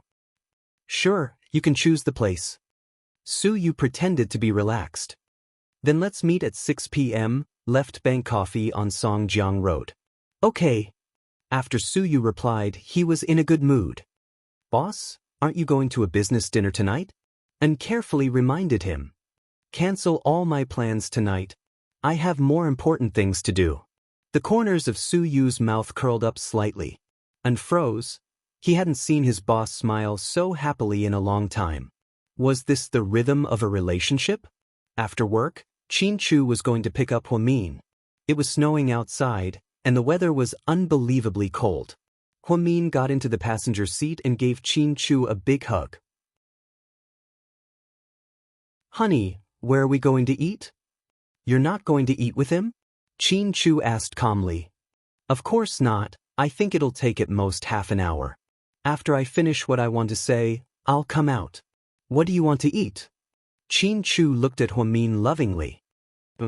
I suddenly want to eat your black pepper beef pasta. I don't think those restaurants make it as authentic as yours.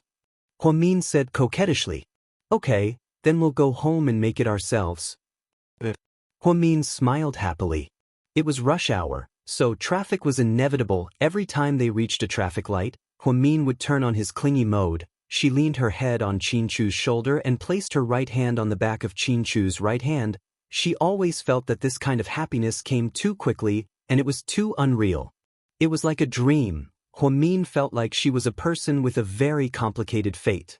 She couldn't believe that she had obtained happiness so easily. Therefore, the more uneasy she felt, the more afraid she was of losing him. Therefore, she clung to Qin Chu even more. Honey, if you continue like this, I'm going to have a reaction. Seeing that Huamin's entire body was about to stick to Qin Chu didn't know whether to laugh or cry.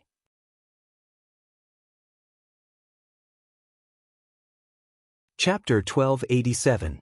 Huamin shyly straightened her back and stopped being a dogskin plaster. The two of them walked all the way to Left Bank Cafe. Go ahead, I'll wait for you here. Huamin nodded, then she grabbed her purse, got out of the car, and walked straight into the cafe. Suyu's new car, a white Bugatti, was parked in front of the cafe. He came very early, even 20 minutes before the scheduled time. He cancelled everything just to meet up with Huamin.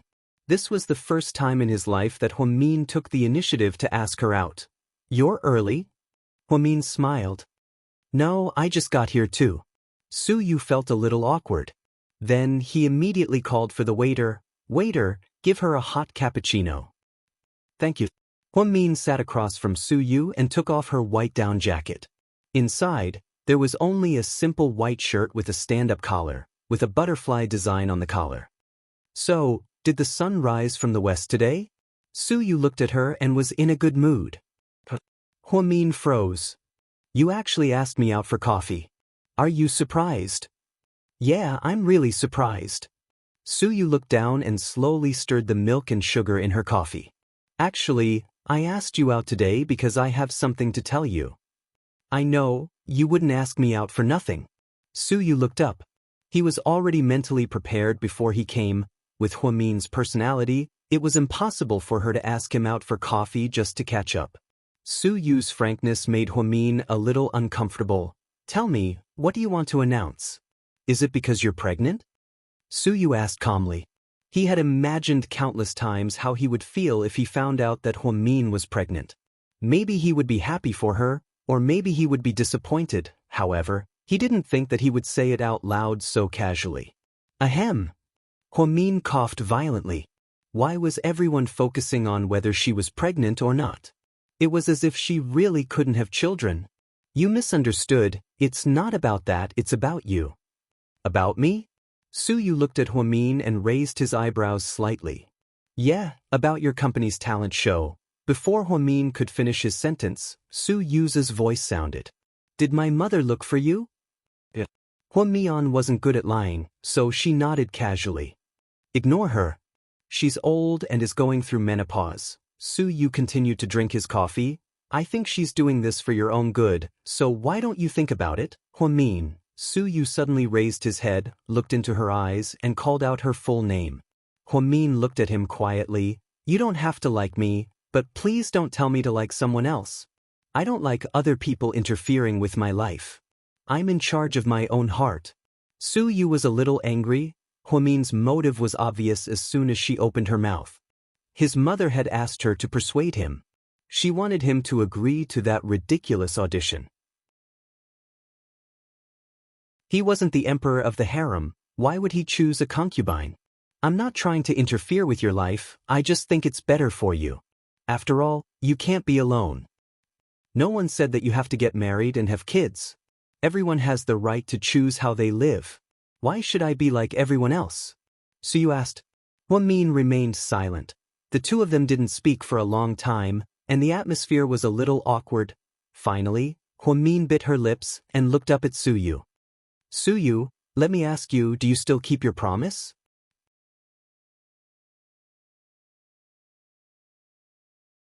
Chapter 1288. What do you mean? Su Yu was confused by her question. What do you mean by everything? Do you still keep your promises to me? Huang Min stared into his eyes and asked, word for word. Yes, as long as I've promised you, everything counts. Su Yu was so sincere towards Huang Min that he would do anything for her. So, if I take this out, can you fulfill my wish? Can you fulfill my wish? Huang Min reached into her bag and took out the bullet shell that Su Yu had given her on her birthday. Su Yu's heart trembled when he saw the keepsake. So, what do you want? Are you trying to force me to compromise with you? Su Yu smiled bitterly. I'm not forcing you to compromise, I just want you to live a happier life. Huh? You're not me. How do you know that I'll be happy if you just randomly arrange a woman for me? Do you think that humans are like animals, that they just need to mate when they're in heat? Humans are high-level animals because they have their own independent thoughts and personalities. So what if I like you? What's wrong with that? You don't have to like me, but do you think it's fun to force me to do something like this? Su Yu was truly angry this time. Huang Min knew that she had gone overboard, but she felt that if Su Yu could live a better life in the future, it would all be worth it. So, she gritted her teeth and placed the bullet shell on the table. On my birthday, you said that you would fulfill one of my wishes. So, Su Yu had a bad feeling about this.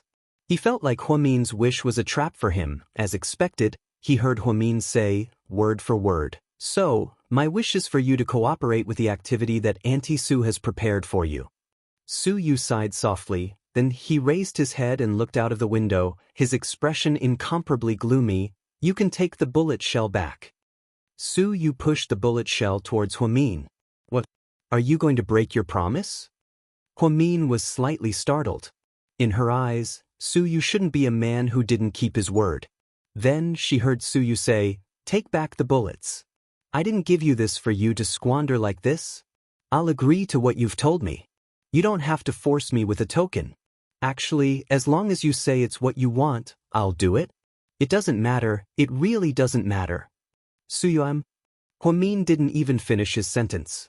Suyu got up and left. Huamian couldn't finish her sentence and felt awkward. Suddenly, when Suyu walked past Huamin, he stopped and leaned over to look at Huamin. Then, he said, word for word, "Huamin, don't do to others what you don't want others to do to you." After saying this, Suyu got up and left. He turned his head without saying anything. Suyu didn't expect to end this meeting so quickly. When he walked to the door, he reached for his wallet and left a 1,000 yuan bill at the cashier. "Bill for table 6, keep the change." Actually, the last sentence that Suyu said before he left was a huge blow to Huamin.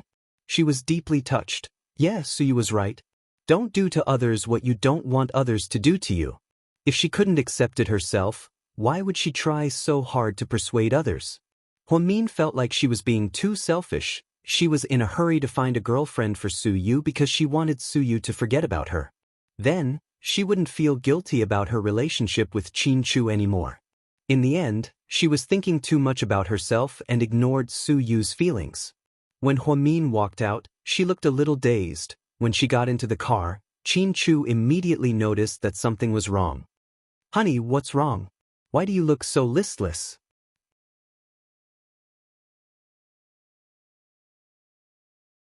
Chapter 1289. It's nothing, we just didn't have a good conversation. Qinchu was so angry that he laughed. He reached out his hand and pinched her face lovingly. "It's good that you didn't have a good conversation. If you two had a good conversation, would I still be sitting here quietly? I would have torn down that cafe a long time ago." Huamin smiled through her tears. She looked down and sent a text to Lady Su. "Auntie Su, I've already told him." "Okay, thank you, child," Lady Su replied immediately. Huamin took a deep breath, then put her arm around Qinchu's shoulder and smiled. "Let's go home for dinner, honey." Then, Qinchu and Huamin returned to South Hill Manor. As soon as the two entered the house, the butler, Uncle Li, walked over. "Sir, Madam, what would you like for dinner? I'll get someone to prepare it right away." "It's okay, I'll do it. You guys should go and rest." Qinchu changed his clothes, rolled up his sleeves, and walked into the kitchen with the ingredients. Huamin took a shower and sat on the sofa in the living room, looking at some hospital information. Not long after, Qinchu finished preparing the pasta. He even made a vegetable and fruit salad for Huamin. Huamin's bad mood was instantly swept away. The two of them sat facing each other. "Sir, here's the wine you wanted." Uncle Li handed over a bottle of red wine. This was flown back from France. It's made from the latest grapes. Although it's not that old, it tastes good. Try it. As Qinchu spoke, he poured half a glass for Huamin. Huamin nodded slightly, and she lowered her head and took a bite of the pasta. Suddenly, her heart was filled with happiness. Looking at the man sitting across from her, she felt like she was back in her youth. "Honey, thank you for being in my life." Huamin was extremely emotional. She raised her glass to Qinchu. The corners of Qinchu's mouth raised slightly as he responded with a smile. Uncle Li looked at the two children lovingly and then left quietly. Both of them were very busy. It had been a long time since they could relax and enjoy a proper dinner. What a waste of our two-person world. On the other side, Suyu returned to the villa at night and began to pack up without saying a word. "Son, what happened?" "Move away," Suyu replied faintly. "Why did you move out?" Lady Su was used to going home to eat and sleep. She panicked when she saw that Suyu was about to move out. "It's nothing. It's just that the renovation of my villa has been completed. The formaldehyde removal work has also been completed. I've decided to move there. I still prefer to live alone." With that said, Suyu simply put some of his personal belongings into the suitcase, then carried it and walked down. "Why didn't you inform me in advance? Why did you leave just like that?" Lady Su was a bit reluctant to leave. Su Yu stopped in his tracks and turned to look at his mother. Mom, why didn't you tell me in advance that you were going to choose a girlfriend for me? National editions? You should have just announced it to the world. I was doing it for your own good. I don't need you to do it for my own good. I can listen to you on everything else, but when it comes to marriage, I want to make my own decisions. I don't want to find a woman I don't like, marry her, and be with her for the rest of my life. All right, and don't go looking for Huamin anymore. It's my own business that I like her, don't drag her into it. Are you blaming me? Lady Su's heart ached. No, I'm just giving you a piece of advice. I hope this is the first and last time. Also, you can continue with the event. Just let me know when you're done. I promised Huamin that I'll cooperate with you, but only this time. With that, Su Yu carried his suitcase downstairs. Then he threw it into the trunk of his sports car and left in a hurry. Lady Su felt a bit sad. Her son seemed to be really angry this time. She didn't think that Huamin would affect her son to this extent. It was another weekend. In the morning, Qin Chu went to GK to work overtime, and Huamin woke up naturally. When she got up, she realized what time it was. She had just put on her clothes when she saw Lady Qin come upstairs. Mian, hurry up and get ready, I'm taking you somewhere today. Qin Chu's mother seemed to be very nice to Huamin lately, and her attitude towards her was a lot friendlier.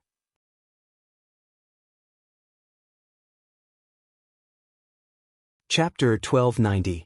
Mom, where are you taking me? Huamin froze. You'll know when we get there. Hurry up and get ready. Lady Qin urged her mysteriously. Huamin could only listen to her mother-in-law. She immediately washed her face, brushed her teeth, and changed her clothes.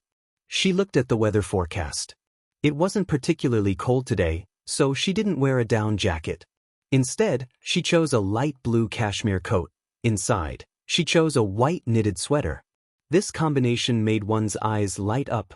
After Huamin changed, she didn't even have time to eat breakfast.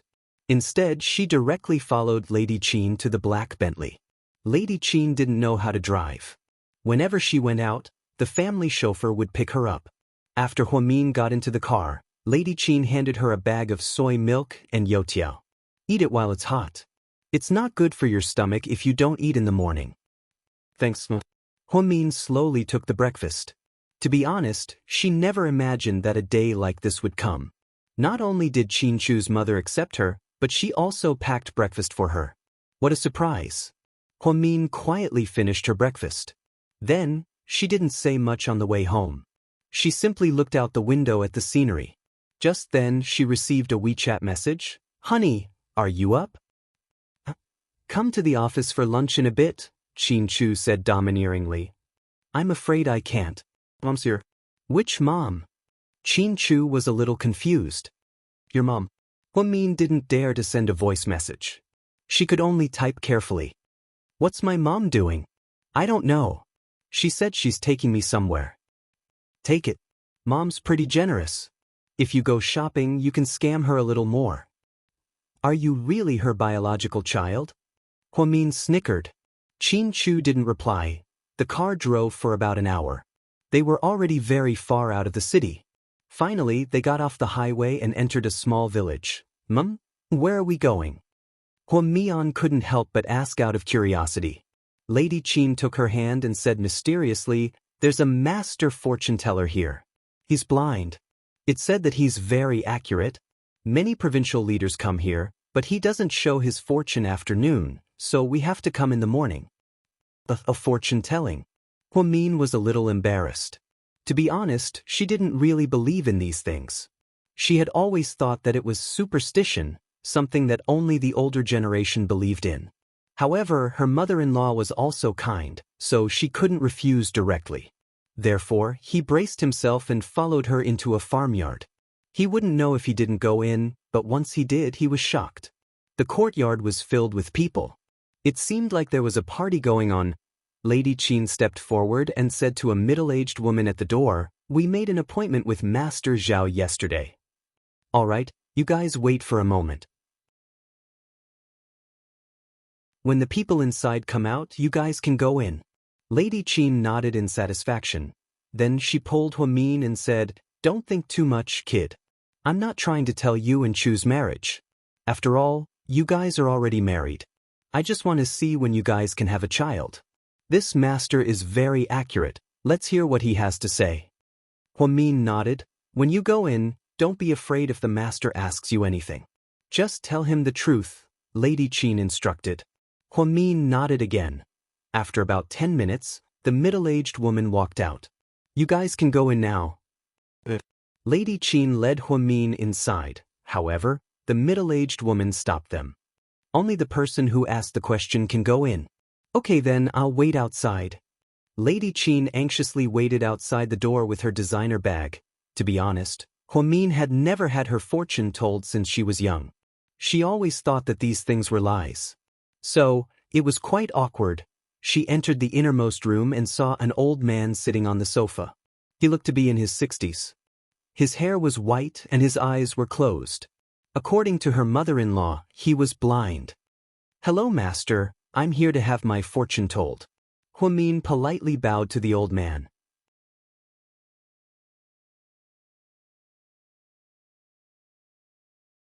Chapter 1291. Have a seat. The old man waved his hand, gesturing for Huamin to sit down. "What do you want to read?" "I want to have a child." Huamin was actually quite embarrassed to say it out loud. After all, it was such a private matter. "Give me your birthday, I'll take a look first." Huamin then told the old man the year, month, and time of her birth. Then, she saw the old man close his eyes and pinch his fingers together. At that time, she thought this was too typical. It was no different from those fortune tellers who set up stalls outside. They would just say that you had some kind of calamity and ask you to spend money to solve it. However, Huamin never would have thought that. The old man's first sentence was a sigh. "Master, what's wrong?" "This life of yours." At this point, the old man hesitated. Upon hearing this, Huamin also became nervous. "Master, if you have something to say, just say it. I'm fine."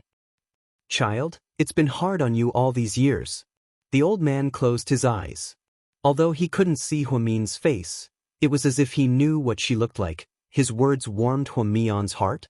She was surprised. "I've been a fortune teller for more than 30 years, but I've never seen a fate like yours." "Then, is it good or bad?" Huamin continued to ask. "How should I put it? It's not good, but it's not bad either. It has its pros and cons. Let's talk about it first." "Okay."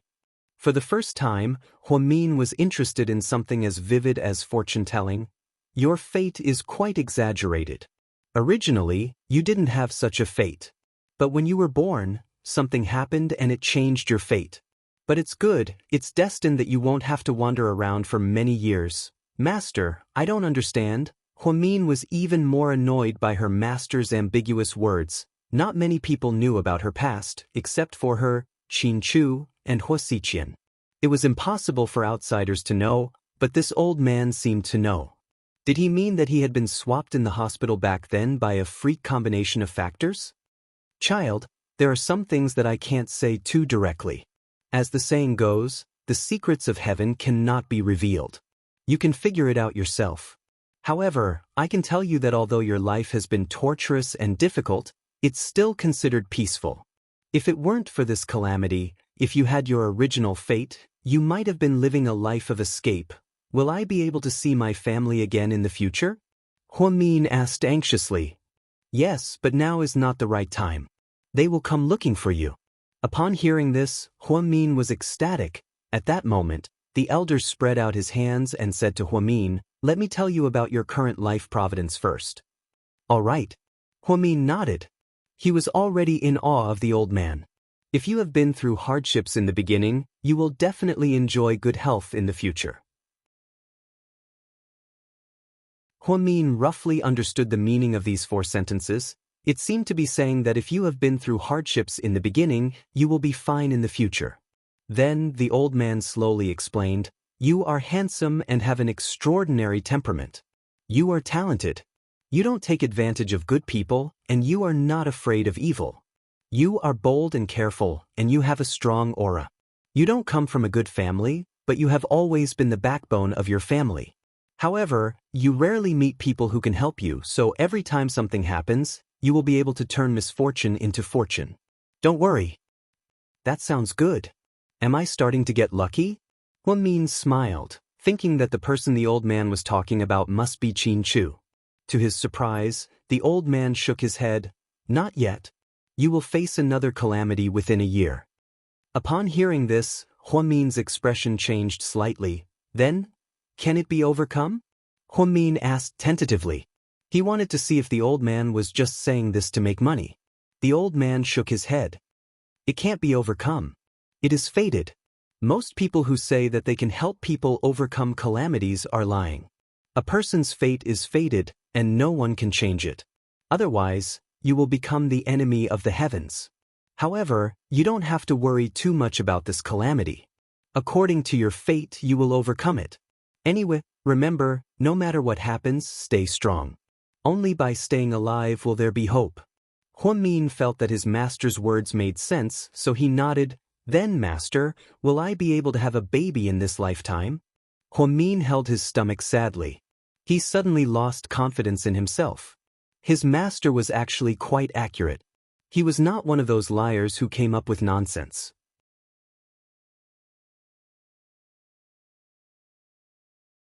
Chapter 1292. The old man calculated with his fingers, then slowly said, Don't worry, not only are you destined to have children, but you'll have more than one. More than one. Huan Min understood it as twins, triplets, or even multiple births. No way, either none of them came, or a few of them came. Did it have to be so weird? You're a man with many children, so you won't be childless. Don't worry, wait patiently, and it won't take too long. The old man said a lot to Huan Min. Normally, he wouldn't have said so much. Thank you, master. Huan Min nodded in gratitude. No need. Do you have anything else to ask? No. Huan Min felt that he shouldn't be too greedy. Even if the master was accurate, he didn't want her to continue. Let me ask you, if your life and what will happen in the next few decades can be calculated by someone else. How boring would that be? There was no surprise to speak of. The reason why life was so interesting was that you never knew what would happen tomorrow. Therefore, Huan Min decided that he only needed to know what he wanted the most, and there was no need to ask about anything else. Okay, then help me call the next one. Master, how much is it? Huan Min took out his wallet from his bag and prepared to pay the master. 1 yuan. 1 yuan. Huan Min was extremely surprised. This old man does fortune-telling for others to accumulate virtue and do good deeds, not to become rich. So, you don't have to be surprised. Just give me $1. If I read it for free, then I'll be punished by the heavens. That won't do, 1 yuan is too little, it's too insulting. Huan Min felt embarrassed. He took out 100 yuan bills from his bag and handed them over. However, the master insisted on shaking his head. I said I don't want it, just give me 1 yuan. Seeing that the master's attitude wasn't very friendly, Huan Min knew that he was really angry.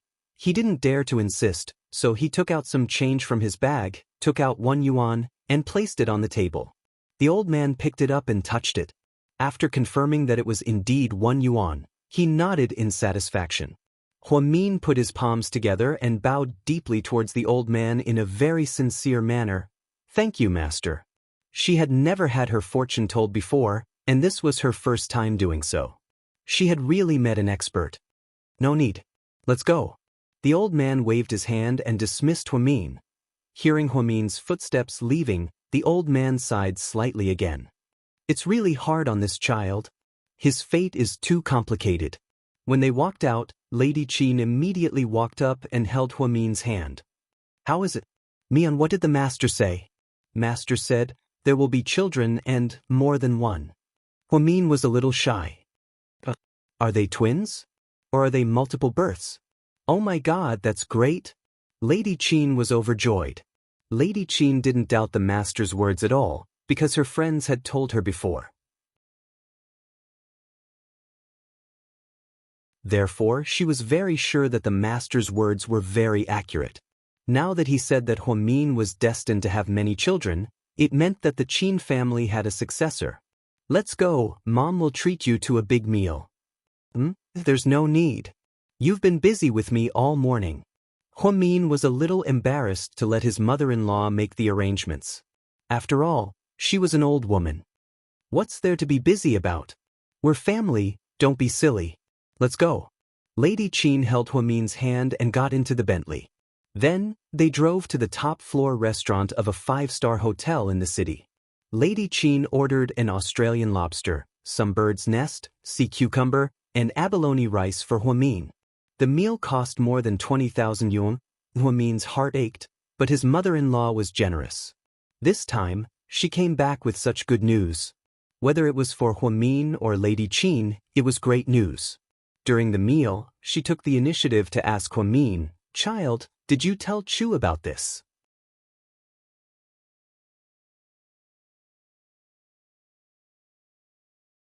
Chapter 1293. Not yet. I'm afraid that it won't be good if it isn't. Huamin wasn't sure. If the master's divination was wrong, it would be a slap in the face. Therefore, he didn't tell Qin Chu. However, Lady Qin couldn't wait. Oh, that won't happen. This master is very good. If he says it's true, then it's true. Then, before Huamin could say anything, Lady Qin took the initiative to call her son. Chu, let me tell you a piece of good news. Today, I took Mian to a very accurate fortune teller. Guess what he said? The master said that she's destined to have many children. Our Qin family is going to be very lively in the future. Lady Qin couldn't hide the joy in her eyes as she reported to Qin Chu. Huamin lowered his head. She was too embarrassed to tell everyone. After all, she wasn't pregnant yet. Qin Chu smiled on the other end. This is good news. You have to comfort your daughter-in-law. Of course, I'm taking her to eat a big meal right now. Australian lobster, do you want to come? Lady Qin said proudly. I'm not going. I still have work to do at the company. You guys enjoy your meal. After hanging up, Lady Qin smiled at Huamin. Chu sounds very happy too. Hey, Mian, do you think these babies will be boys or girls? Are they twin girls? Or boys? Or both men and women? Mom, it's not the responsibility of either party to give birth to a boy or a girl. In medicine, it's a matter of chromosomes. It's a matter of X and Y, Huamin explained with a smile. I don't know about XY, but I think it'd be best if it's a boy and a girl. But it'd be good if it's 2 girls and a boy. Oh, everything's good. Even if it's a girl, I'd be happy. Huamin was very happy about Lady Qin's attitude. She wasn't like those rich mothers-in-law who wanted to give birth to a boy. For the current Lady Qin, as long as Huamin gave birth, it didn't matter if it was a boy or a girl. Therefore, Huamin really didn't have any burdens. After eating with his mother-in-law, Huamin wanted to go to Sky Blessing Court to see his mother. Lady Qin happily asked the driver to send Huamin to Sky Blessing Court. However, Lady Qin didn't go in. After all, so many unpleasant things had happened before, so she couldn't face it so calmly. Before Lady Qin left, she reminded Huamin to eat and sleep well and prepare for pregnancy. Huamin smiled and nodded before entering his home in Sky Blessing Court. When she went in, she found her mother eating alone. She was very happy to see Huamin. Mian, you came just in time. I made corn noodles. Mom, I've already eaten. Hurry up and eat. I just came to see you. Huamin sat down on the sofa with a smile on her face. She turned on the TV and watched in boredom. Suddenly, a note on the coffee table caught her attention. It was a money transfer receipt. On it was clearly written, Sender, Yang Meirong. Recipient, Yang Xiaoping. The date of the transfer was today, and the amount was 10,000 yuan. Mom, you went out today? Huamin suddenly asked. Yang Meirong was eating in the dining room, so she didn't see her daughter find the receipt. Therefore, she replied, Yeah, I just went out to buy some groceries. There's nothing left to eat at home. Why did you transfer 10,000 yuan to Xiaoping? Why did she need so much money all of a sudden? Huamin asked with a complicated expression. Upon hearing her daughter's question, Yang Meirong's expression changed. How did you know? You're tuning in to the Wang Lin's Journey YouTube channel. Don't forget to subscribe and join us on this journey to catch the most captivating stories.